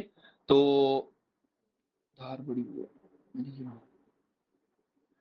देखो धार तो अपने को रटा ही हुआ है, बड़वानी और झाबुआ साथ में याद कर लेना है जिस तैसे करके ना। धार, बड़वानी, झाबुआ, इन इन 2 3 लोग इनमें जनसंख्या क्या होती है, एसटी लोगों की ज्यादा होती है ना। धार अपने को याद ही है, अलीराजपुर अपने को याद ही है, बड़वानी झाबुआ आगे पीछे कर देना बस इसमें, बड़वानी झाबुआ, बड़वानी झाबुआ। जहां तक मुझे लग रहा है अपने से क्रम नहीं जमवाएगा, कि जमवाएगा क्या लगता है। फिर न्यूनतम अनुसूचित जनजाति कहाँ पाई जाती है, तो दोनों भिंड में पाई जाती है, मैंने याद करवाया था भैया। जनसंख्या भी भिंड में देखो 6,000 लोग बस इसमें पाए जाते हैं, लगभग 0.4% यहाँ पे वो पाया जाता है ना। तो जनसंख्या, अच्छा, अनुसूचित जनजाति जनसंख्या प्रतिशत की दृष्टि से और जनसंख्या नॉर्मल दृष्टि से भी, दोनों एसटी सबसे ज्यादा कम कहाँ पे, भिंड में होते हैं ना। भिंड, दतिया, मुरैना, भिंड, दतिया, देखो सिर्फ ऊपर नीचे होता है, इसलिए शायद मैंने ऐसे लिखा था बीएमडी और बीडीएम, ऐसे यहाँ पे देखो भिंड, दतिया, मुरैना, भिंड, मुरैना, दतिया। चलो ये हो गया अपना क्या, अनुसूचित जनजाति कम ज्यादा कहाँ पे। फिर संभाग देखते हैं, तो जनसंख्या की दृष्टि से संभाग मैंने बताया था, इंदौर, जबलपुर, उज्जैन। अगर जिले देखे तो इंदौर, जबलपुर, सागर।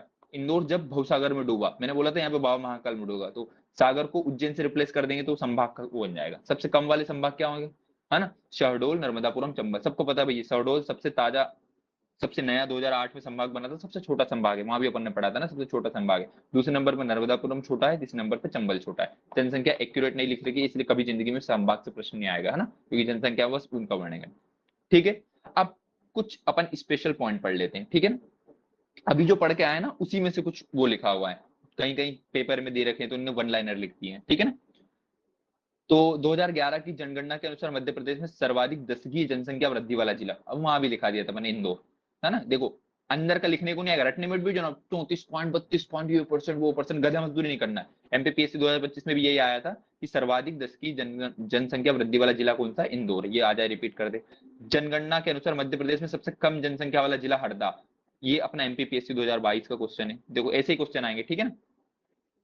2011 की जनगणना के अनुसार मध्य प्रदेश में न्यूनतम बाल जनसंख्या वाला जिला, ऑब्वियसली जहां पर जनसंख्या कम होगी वहां पे बाल जनसंख्या भी कम ही होगी, वो क्या हो जाएगा, हरदा हो जाएगा, ठीक है। 2011 की जनसंख्या के आकार की दृष्टि से मध्य प्रदेश का देश में कौन सा स्थान था, 5वां स्थान था भैया। 2011 की जनसंख्या के अनुसार मध्य प्रदेश में देश का 5वां स्थान था। 2011 की जनगणना के अनुसार मध्य प्रदेश में साक्षरता इतना प्रतिशत था, ये भी आया, पढ़ लिया। 2011 की जनगणना के मध्य प्रदेश जनसंख्या इतना था। देखो ये जो topic upon tip of tongue रट के आया ना, वो वाली टेबल, उसी से सारे क्वेश्चन आ रहे हैं, देखो इस पेपर में यही आएंगे और इसके अलावा नोट्स नहीं आता।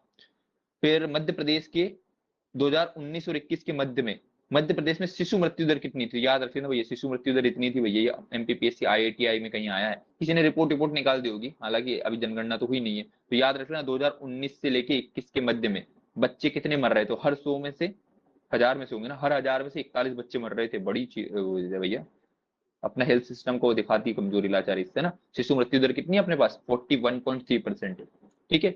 2011 की जनगणना के अनुसार मध्य प्रदेश की शहरी जनसंख्या, हाँ ये याद करना, ये वहां नहीं देखा अपन ना, 27% लोग सिटी में रहते हैं पूरे एमपी में, याद रख लेना भैया। कितने, पूरे एमपी में जितने लोग हैं अपने, कितने, 7 26 26 809 है, उसका लगभग 27%, है ना, मतलब इसको 1/4 कर दो, मतलब लगभग 1 1.5 करोड़ लोग अपने कहा रहते हैं, शहर में रहते हैं ना। 27.6% लोग क्या रहते हैं अपने शहर में।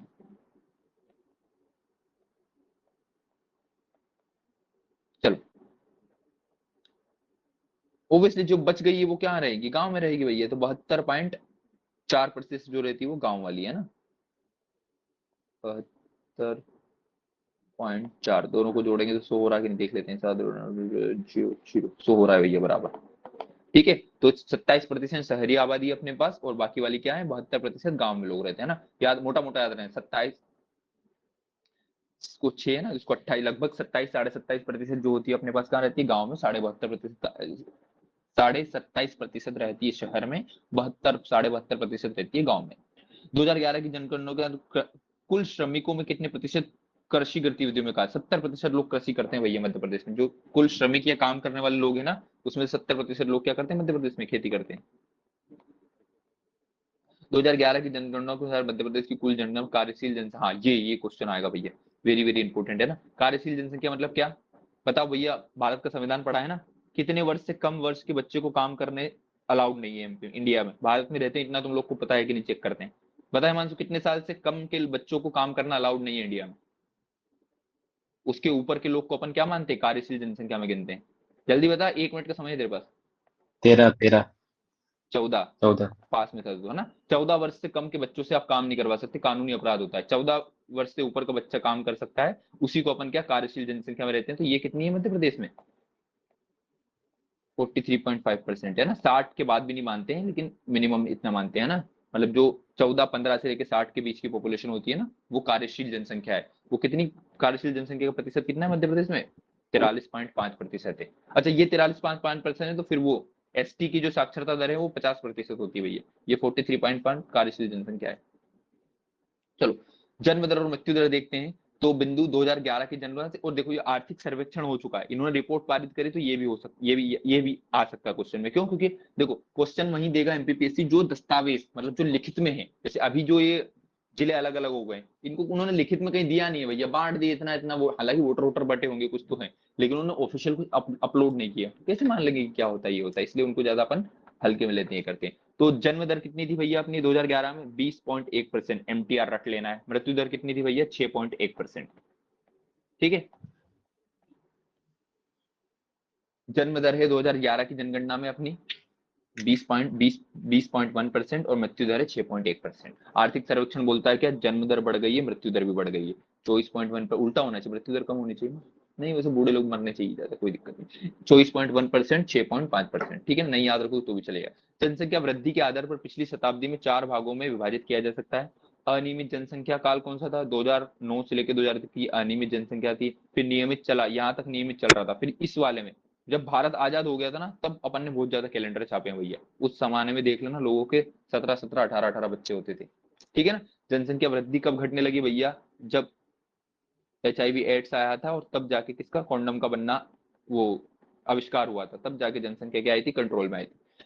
फिर मध्य प्रदेश की जनसंख्या की आयु की संरचना देखते हैं। तो बालक जो होते हैं, लगभग 32% लोग 14 वर्ष से कम है मध्य प्रदेश में। ठीक है ना। प्रौढ़ आयु, ये जो होती है ना कार्यशील वाली, जो मतलब इसमें से भी वो आ जाएगी। ये जनसंख्या जो होती है वो कितनी, 60% जो होती है 15 से लेकर 60 वर्ष के बीच है अपनी। ठीक है ना। वृद्ध आयु समूह, इसमें से वो विकलांग हट जाएंगे ना, इसलिए ये परसेंट कम हो जाता है। वरना कायदे से तो ये वाले काम करने वाले होने चाहिए ना, काम क्यों नहीं करते इसमें से, क्योंकि विकलांग और फिजिकली और ये सब वो हट जाएंगे इसमें से आर्थिक रूप से, वो इसलिए वो अपना 43 पॉइंट इतना परसेंट होता है। वृद्ध आयु समूह कितना है, इतना सब नहीं पूछेगा ना कि कितना प्रौढ़ आयु का समूह है, कितना बूढ़े हैं, कितना ये है वो, इतना वो नहीं पूछता। मध्य प्रदेश में लिंगानुपात का प्रादेशिक विवरण देखते हैं। तो उच्च अनुपात क्षेत्र, इसमें 21 जिले शामिल है भैया। ठीक है, जिसमें 950 से ज्यादा है। हालांकि ज्यादा है क्योंकि एवरेज में अपना क्या, अपना 921 है, तो एवरेज वाला कम ही होगा ना, 931 एवरेज वाला कम ही होगा ना।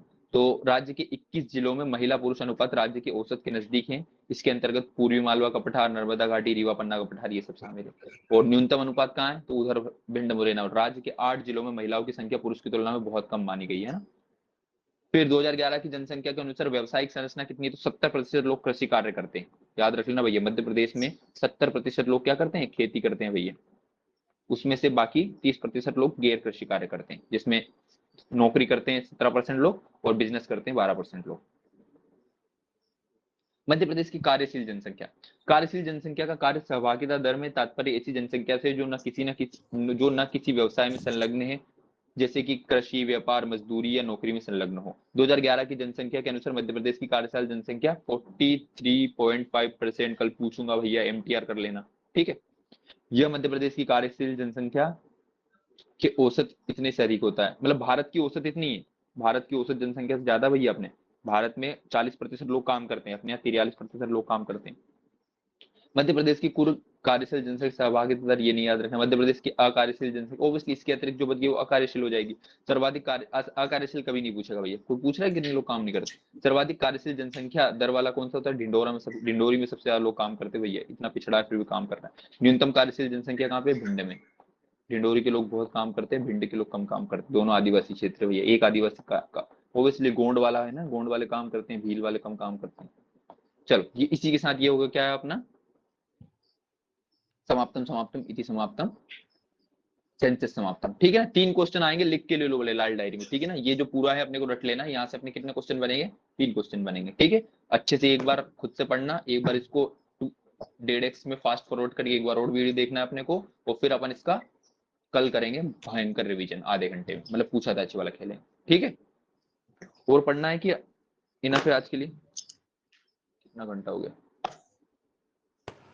1.5। बताओ भाई, पढ़ना है? चलो कल पढ़ेंगे, कोई ना, आज मैच भी है ना, एनर्जी सेव करना पड़ेगी। चलो बाय बाय, फिर शब्बा खैर।